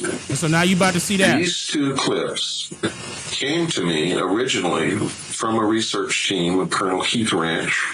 That's an honorary title, by the way, and given by me for the outstanding work that he's done in helping us unravel this mystery and other mysteries. And Gordon Davis. Now, the copies they sent us weren't too good, so we kept searching. We found better copies than that, and that's what you're going to see. Now you're going to see the gun, and you're going to see proof that they used shellfish toxin, and that the CIA had both of these in their possession. Seen today the dark side of those activities, where many Americans who were not even suspected of crime were not only spied upon, but they were harassed, they were discredited, and at times endangered. Frank Church headed a Senate committee probing the intelligence community. Church took an open approach that some of his colleagues questioned. Where does the public's right to be secure override the public's right to know about something? Because in informing the public on a very sensitive matter, you're also informing the potential enemies of the United States. So I think you run into a philosophic conflict there. And I err on the side of protecting the security of the people. For 30 years, Congress had turned a blind eye to intelligence. Now senators competed for the national spotlight as the intelligence hearings went public. Every television camera in town was there, and it was really cranked up for a great show. I was told to bring this gun that we had developed and never used on people. And my counsel, a very splendid guy who was with me, he said, "Look, don't you get near that thing. If it has to be handled, I will handle it." Have you brought with you some of those devices which would have enabled the CIA to use this poison for? We have indeed. For killing people. Listen. And they got the example. Look. Keep in mind this VHS tape, so the quality's still VHS tape quality, but y'all see it. Mr. Colby was supposed to bring this gun up to Mr. Church. But seated next to him was the ranking Republican, Barry Goldwater. And Barry reached out and grabbed the gun and held it like this and got the picture that day.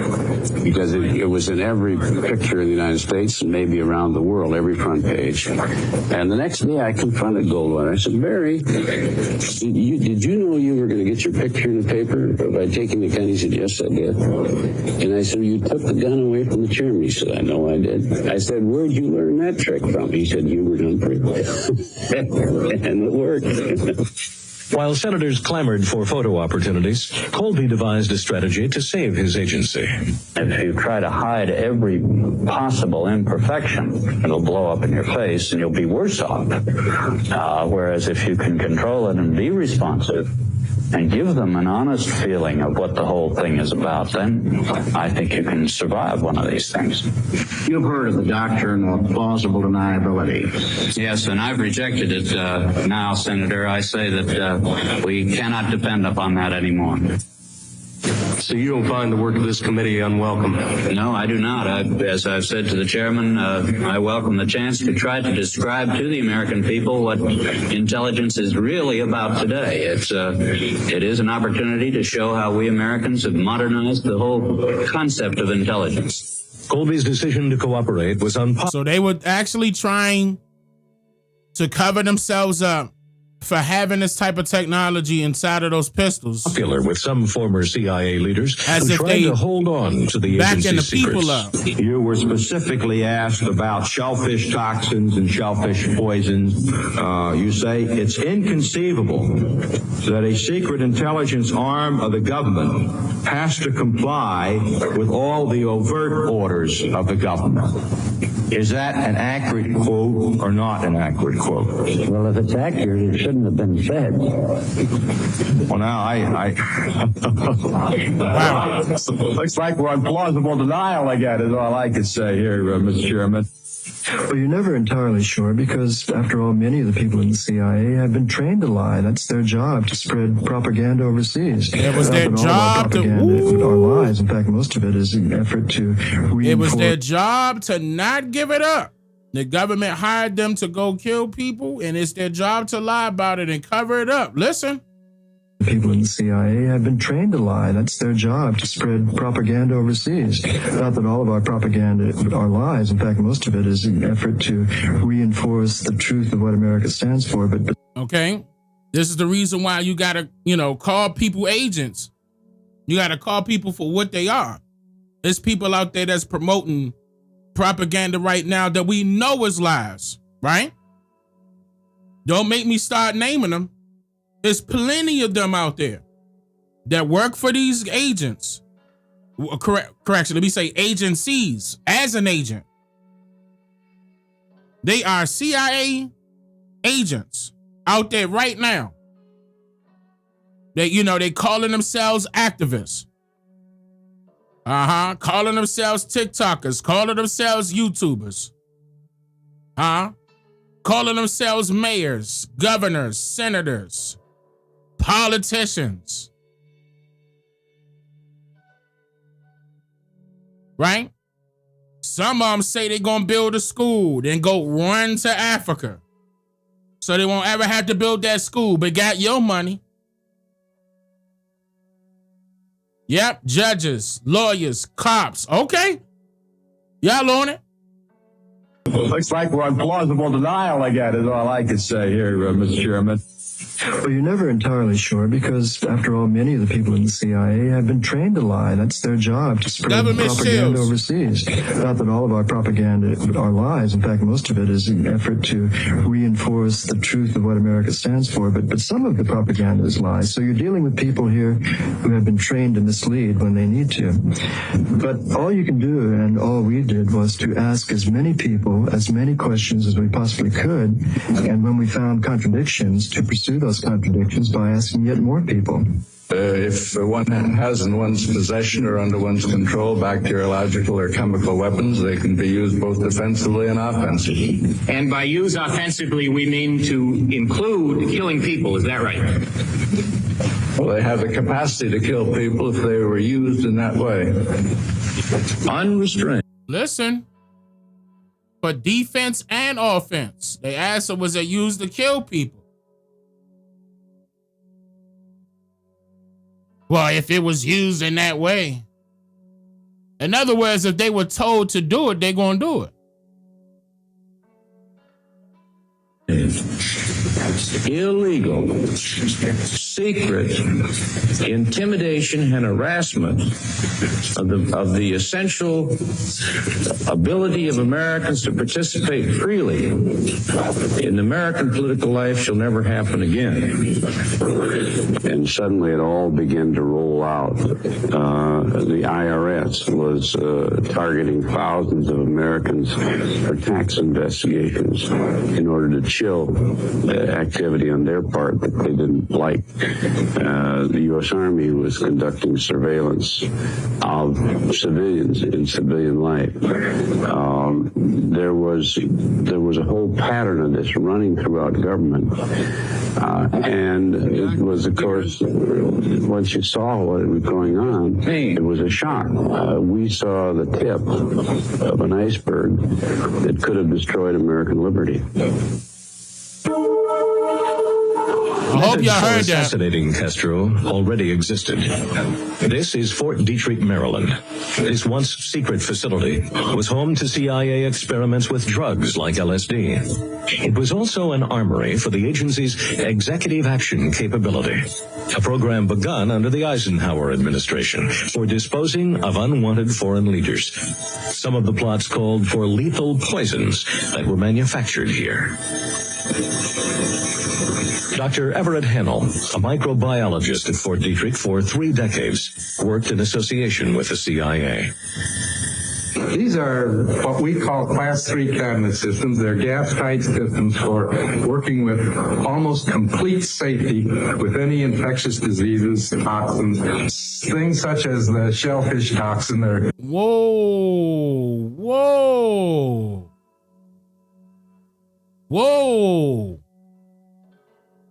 Whoa, hold up. Listen to what he's saying. I'm gonna let that play again. If y'all, I saw y'all saying what's wrong with the chat. If y'all having trouble with the chat, I think you gotta close the chat and open it back up. You just gotta refresh the page. I'm not sure how it's something like that. You gotta refresh it. Sometimes it will, you know how YouTube do. But let me play that one more time. I had to rewind that back. That's very critical. All right, let's go from right here, straight for the facility into what they're doing. Y'all ready? We good? Yeah, right there at the beginning, right from the beginning. All right, here we go. We saw the tip of an iceberg that could have destroyed American liberty. Methods for assassinating Castro already existed. This is Fort Detrick, Maryland. This once secret facility was home to CIA experiments with drugs like LSD.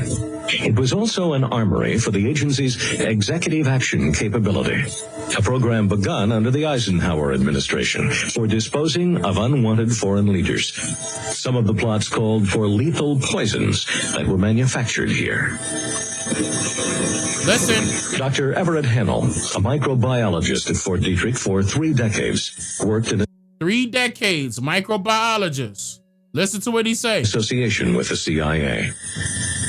These are associated with the CIA. Associated with the CIA. In association with the CIA. These are what we call Class 3 cabinet systems. They're gas-tight systems for working with almost complete safety with any infectious diseases, toxins, things such as the shellfish toxin. They're very toxic indeed, particularly when highly purified. And I understand that these could be placed on steel needles and fired with air guns into an animal and induce death almost immediately. They were apparently a very effective, or could be a very effective type of covert weapon. I heard that. But the real targets of these deadly drugs were not animals. Well, now that you've seen the gun. But the real targets were not animals. And now that you know that the shellfish toxin did exist, and that this weapon was capable of firing it in pellets or on needles and killing animals and people, things take a more sinister turn. And Bill Cooper's not quite as crazy as everyone thought he was in the beginning. Show you the best copy that we have of the Zapruder film, crystal clear, sharp color. You can see everything. He gonna say it's crystal clear, y'all, but it's in the 90s. And around it, clear as a bell. Before we show you that film, though, we're going to show you a picture of Lee Harvey Oswald standing in the doorway of the school book depository building on the ground floor. Let me go big screen. And I'm going to tell you that the Warren Commission and the 1976 House Select Committee on Assassinations both knew about this photograph and rejected it.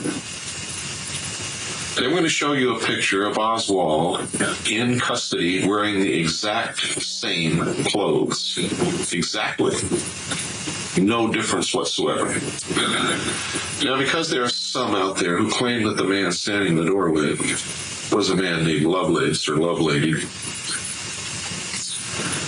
we did body measurement proportion comparison analysis between the man in the doorway and Lee Harvey Oswald in captivity. There is no doubt whatsoever, ladies and gentlemen, that the man in the doorway is Lee Harvey Oswald. Examine the photographs, and you judge for yourself.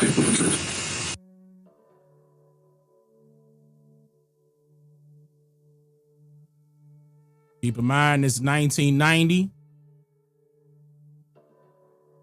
Now, I did my very best to make this because this was on 360p.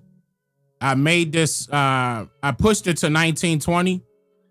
I even took out some of the noise as much as I could, the background noise of a VHS tape, without, losing the audio. I tried my best. But, yeah. He pointing them out with the same clothing, and then he's going to get into, look, exact same clothing, and then he's going to get into the film. Heads up, the film is still not, yeah, that's him. Clearly, that's him. The only thing you've got left to see is the crystal clear, sharp, beautiful color. He keeps saying crystal clear, but you'll be able to see it. I'm going to keep it big screen. I'm going to show you. It's going to knock your socks off. And it's going to prove to you once and for all that William Greer did shoot President Kennedy in Dallas. And for those of you who so Mike, always thank you for becoming a member. That the weapon was a reflection of the sun on Agent Kellerman's head, I want you to notice that in this film, the barrel of the gun sticks out past the back of Kellerman's head by at least 2, maybe 3 inches. There is no doubt it is not a reflection. It is a weapon. William Greer did shoot the president. You could see him bring that weapon up across his chest, turn completely around in the seat, and fire at point-blank range as he's just facing like directly at the president. Then you can see him bring that weapon back down across his chest. You'll see him hump down, grab the steering wheel, as Agent Kellerman humps down also. And then and only then does the car speed out of the kill zone. You must understand when you watch this film, ladies and gentlemen, that these are trained Secret Service agents. The only people in that car who did what they were supposed to do was Governor and Mrs. Connolly. They got down on the floor. The driver of the car was not supposed to turn around, nor was he supposed to draw a weapon. He was supposed to get that car out of the kill zone as quickly and as efficiently as possible. The agent in the front seat was supposed to draw his gun, attempt to discover the assassins, and return fire. Neither one of those 2 men did what they were trained to do. Watch now with your own eyes. And remember, if you think that William Greer drew a pistol and turned around and pointed at the president because he heard shots, you also have to understand that it's the job of any other Secret Service man do the same. who sees anyone pointing a pistol at the president to shoot him on the spot. William Greer killed John F. Kennedy. And here's the proof. Man, he wasn't supposed to point at the president. He's supposed to draw the weapon and be like trying to figure out the target. I'm going to keep it up. Keep in mind, it's 1990, 1991 footage, VHS. But you can see it. Look, watch the driver. Boom, right there. He turned around and shot him. Clearly.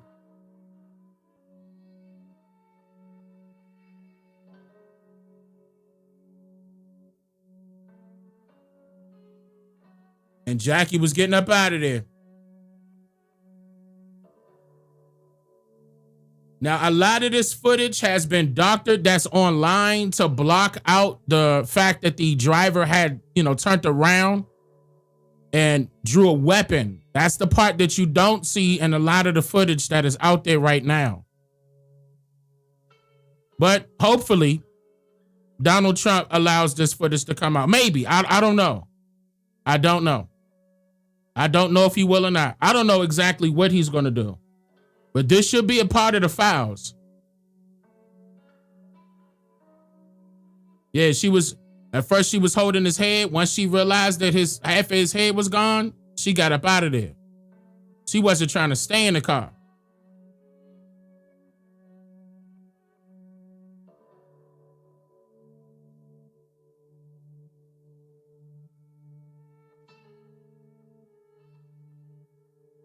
She was not trying to stay in the car. Again, watch that driver. That is crazy.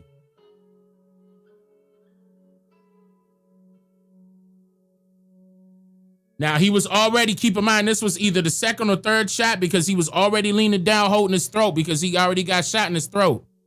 This is the shot that took him out. This was the shot that took him out. They must have let him know, hey, he's still alive. Take him out. Because he was already ducking down, holding his throat. See? Right there. Already ducking down, holding him, and she went in trying to figure out what was wrong. That almost hit her. Look at that. That almost hit her. But, I mean, he had to turn around, get that accuracy. These people are trained to do that. You've seen the impact. And she got up out of there. Yeah, that was very close. We talking about a seat behind. He used his left hand. Had his arm, his right hand on the steering wheel, slowed the car down well enough, probably like 10, 15 miles per hour or less, to get that pinpoint, to pinpoint that target, slow that car down. Look how that car's slowing down, and then boom. And then he speeds up after that, after they both duck down. Both of those agents in the front duck down. See how they duck down? They duck forward. You saw that. And then she was trying to leave, and see how he's speeding off?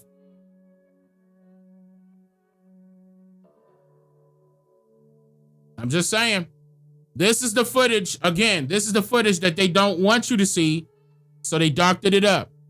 I showed you earlier in one of those other reports when they were talking about the Secret Service agent, how they blacked that, portion out. They blacked those. You can't see who it is. You can't tell who it is.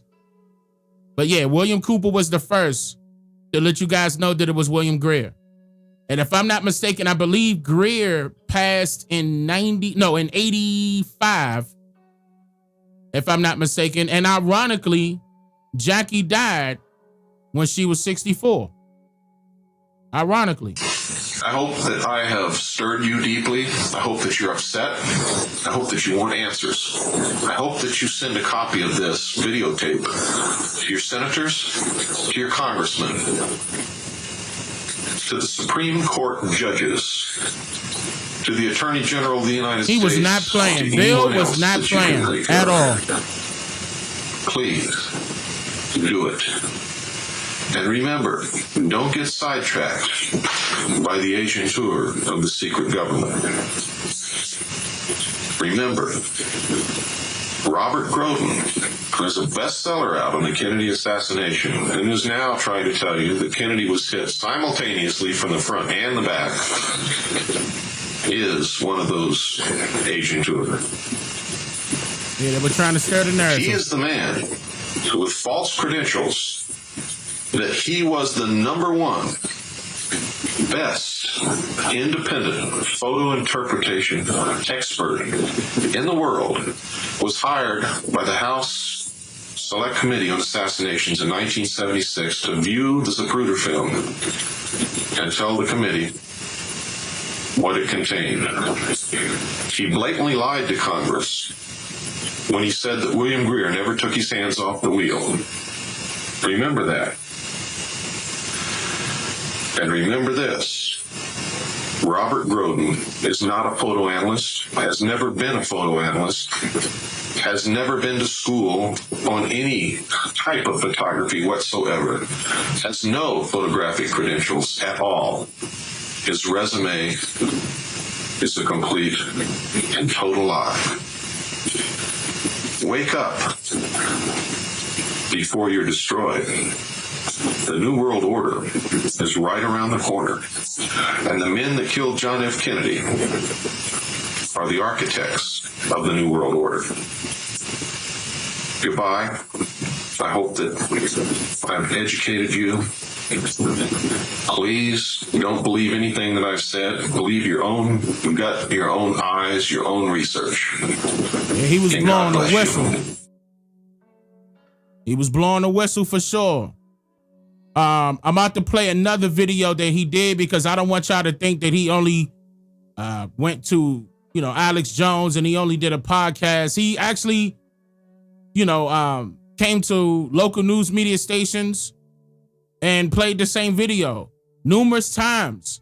This did end up catching national attention, but of course the government was trying to combat him with it.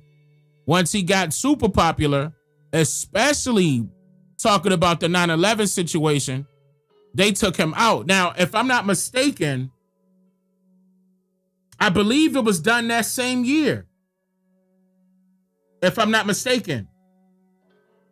I believe he was assassinated in 2001, if I'm recalling it correctly.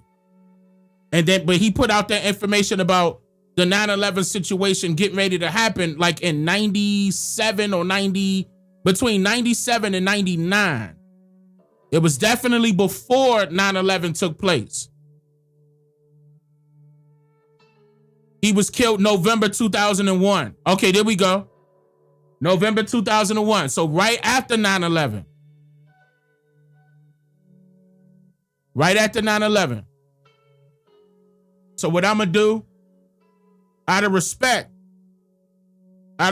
for William Cooper, man, I'm going to give him a moment of silence.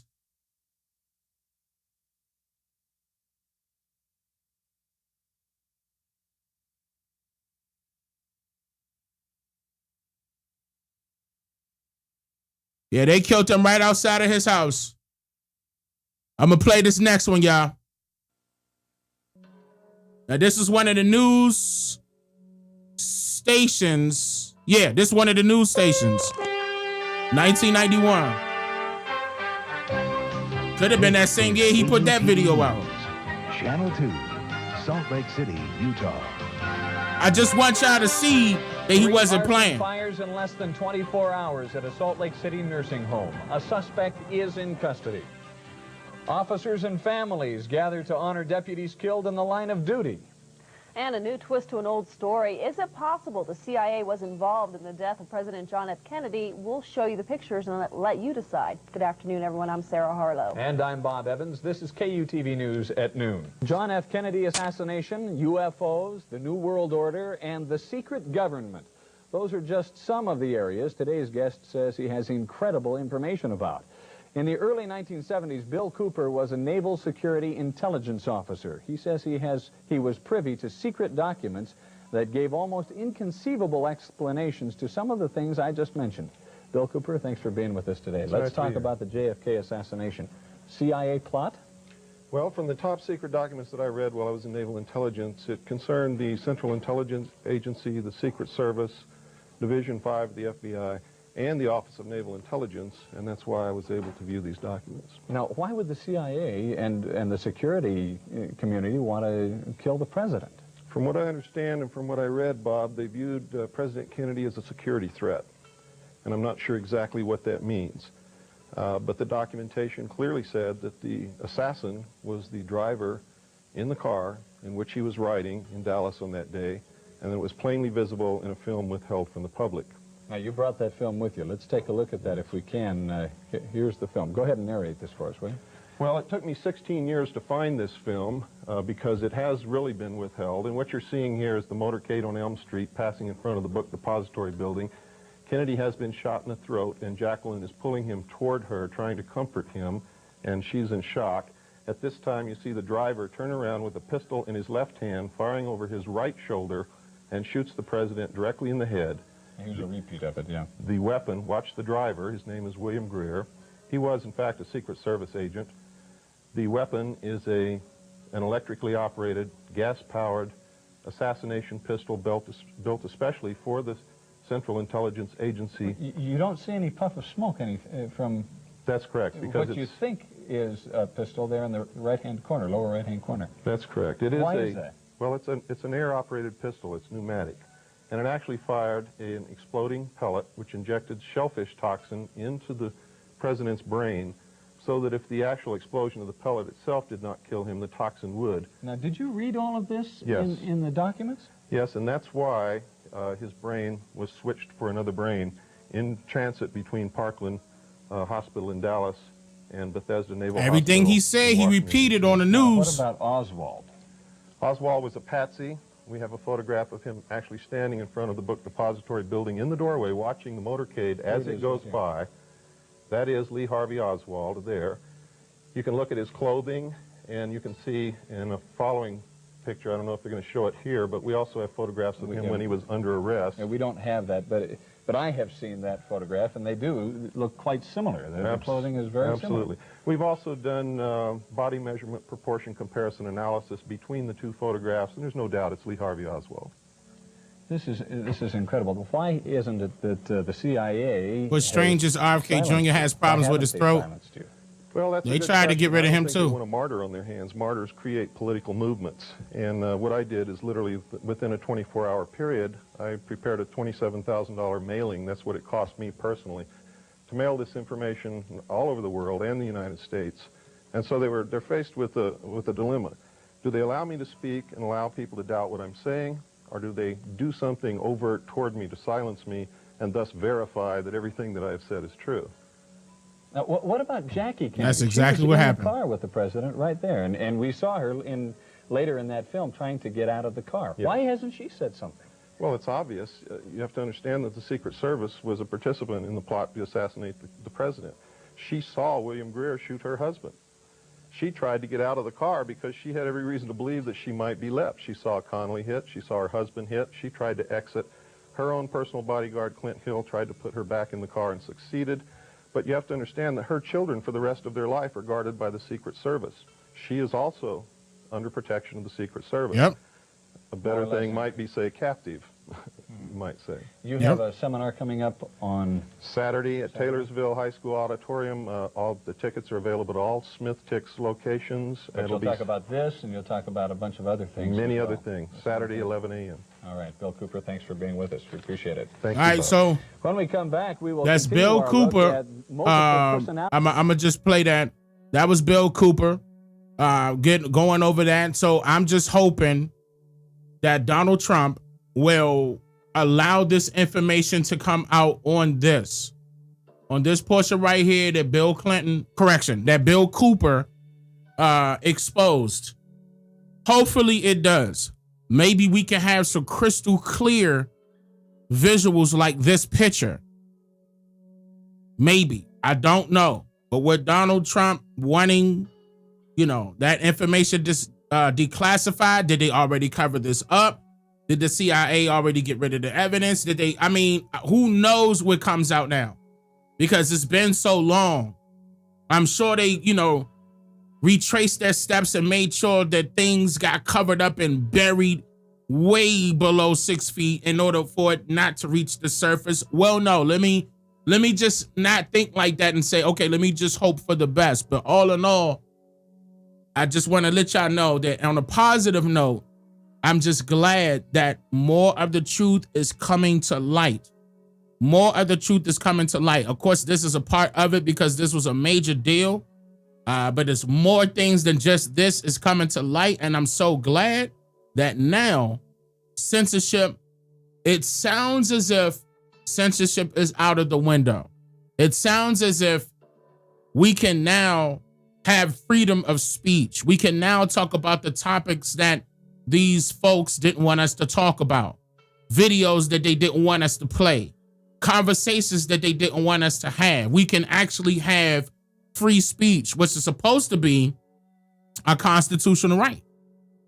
Not even that, it's supposed to be a natural right. Like, realistically, we supposed to be born with that. I mean, we were, but that's the majority of the people allowing the government to dictate. They always want to say that Trump is a dictator, but that was the government dictating how the government, how the public should carry themselves, and also look at the government as their dictator, as their father figure, as their judges. Again, who died and made them king? Nobody gave them the power to rule over the people, but they feel as though they have the power to rule over the citizens because you decided to give up your natural right in order to become a citizen of this government. That's how they're looking at it. Since the situation is already corrupt, the government is de facto anyway. I mean, we talking about fraud all the way around. All we have to do is pull back and say, you know what? Nah. We changed our mind. It's that simple. We changed our mind. No, thank you. We don't have to listen to you. Matter of fact, you listen to us. This is how we want things to be ran. This is how it's supposed to be done. And it's going to get right to it. I'm just saying, some of y'all may think that's wishful thinking, but it's not impossible. I'm going to be the one to tell you this is not impossible. We can get this done. It's up to us as the people. No matter what your skin complexion may look like, it's up to all of us. Okay? Now, again, if Trump is that type of person that would lead in that sense, fine. You know, to me, that's still to be determined. And me personally, I'm not willing to wait to find out. I want us to be able to get things done the way we want things to be done now. Right now. Not take it to some politician, take it to your senator, take it to your attorney general. All of them are corrupt. All of them. I don't trust none of them. This video showed you that the IRS, the CIA, all of these alphabet people are corrupt. They've been corrupt for years. I've been tired of it. I hope you are too. So on a positive note, the transition is happening. You know, I know a lot of people said that this is the year of the snake. Keep in mind that has to deal with the Chinese calendar situation. That's the year of the snake. That's Chinese people right there. Okay, the Chinese celebrates the year of the snake as far as their people having abundance of whatever it is, abundance of wealth, abundance of knowledge. That's their thing, which is cool. You know, if you want to align yourself, I'm not saying don't do that if you want to align yourself to that, but that's what they're saying, that this is the year of the snake. A lot of people will say, Age of Aquarius. You may have heard that before. There's another one out there. Regardless, this is a great awakening that's happening.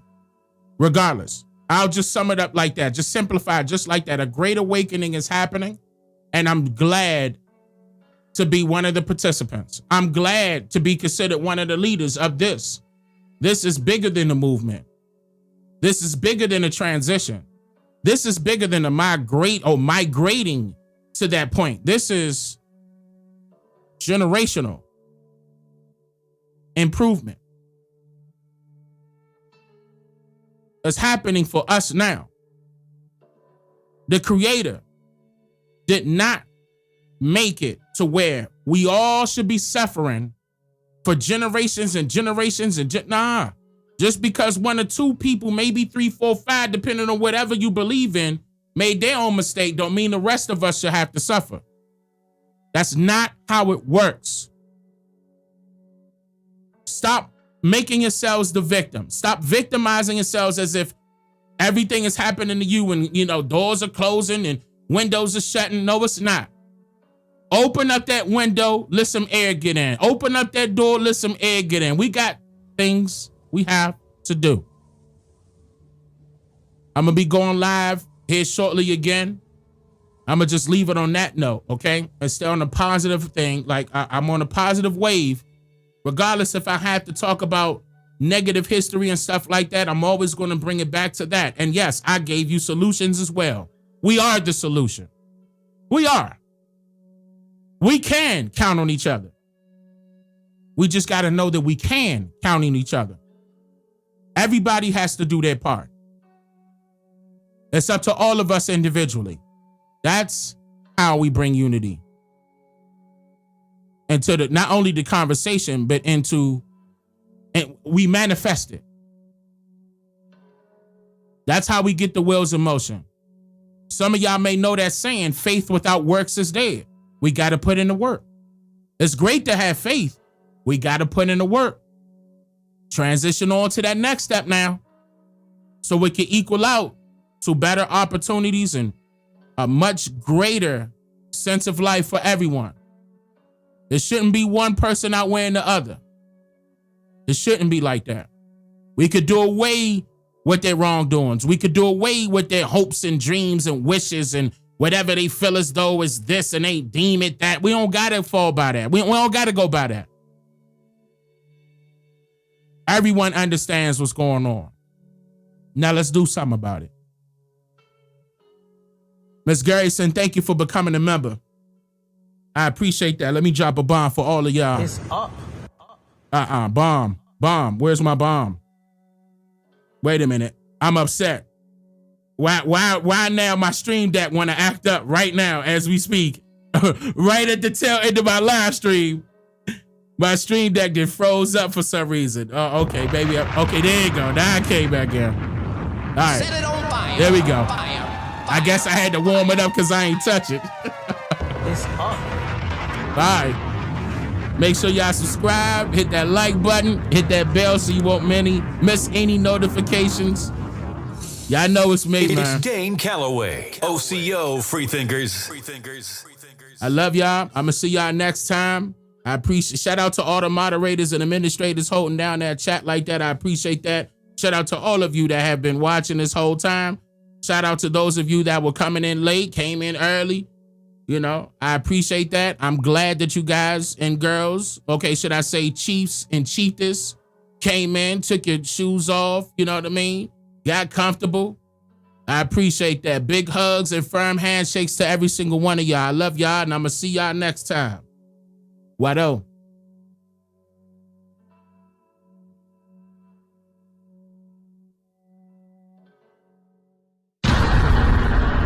I'm just here to make you think. Slow down. Yeah. Sub up like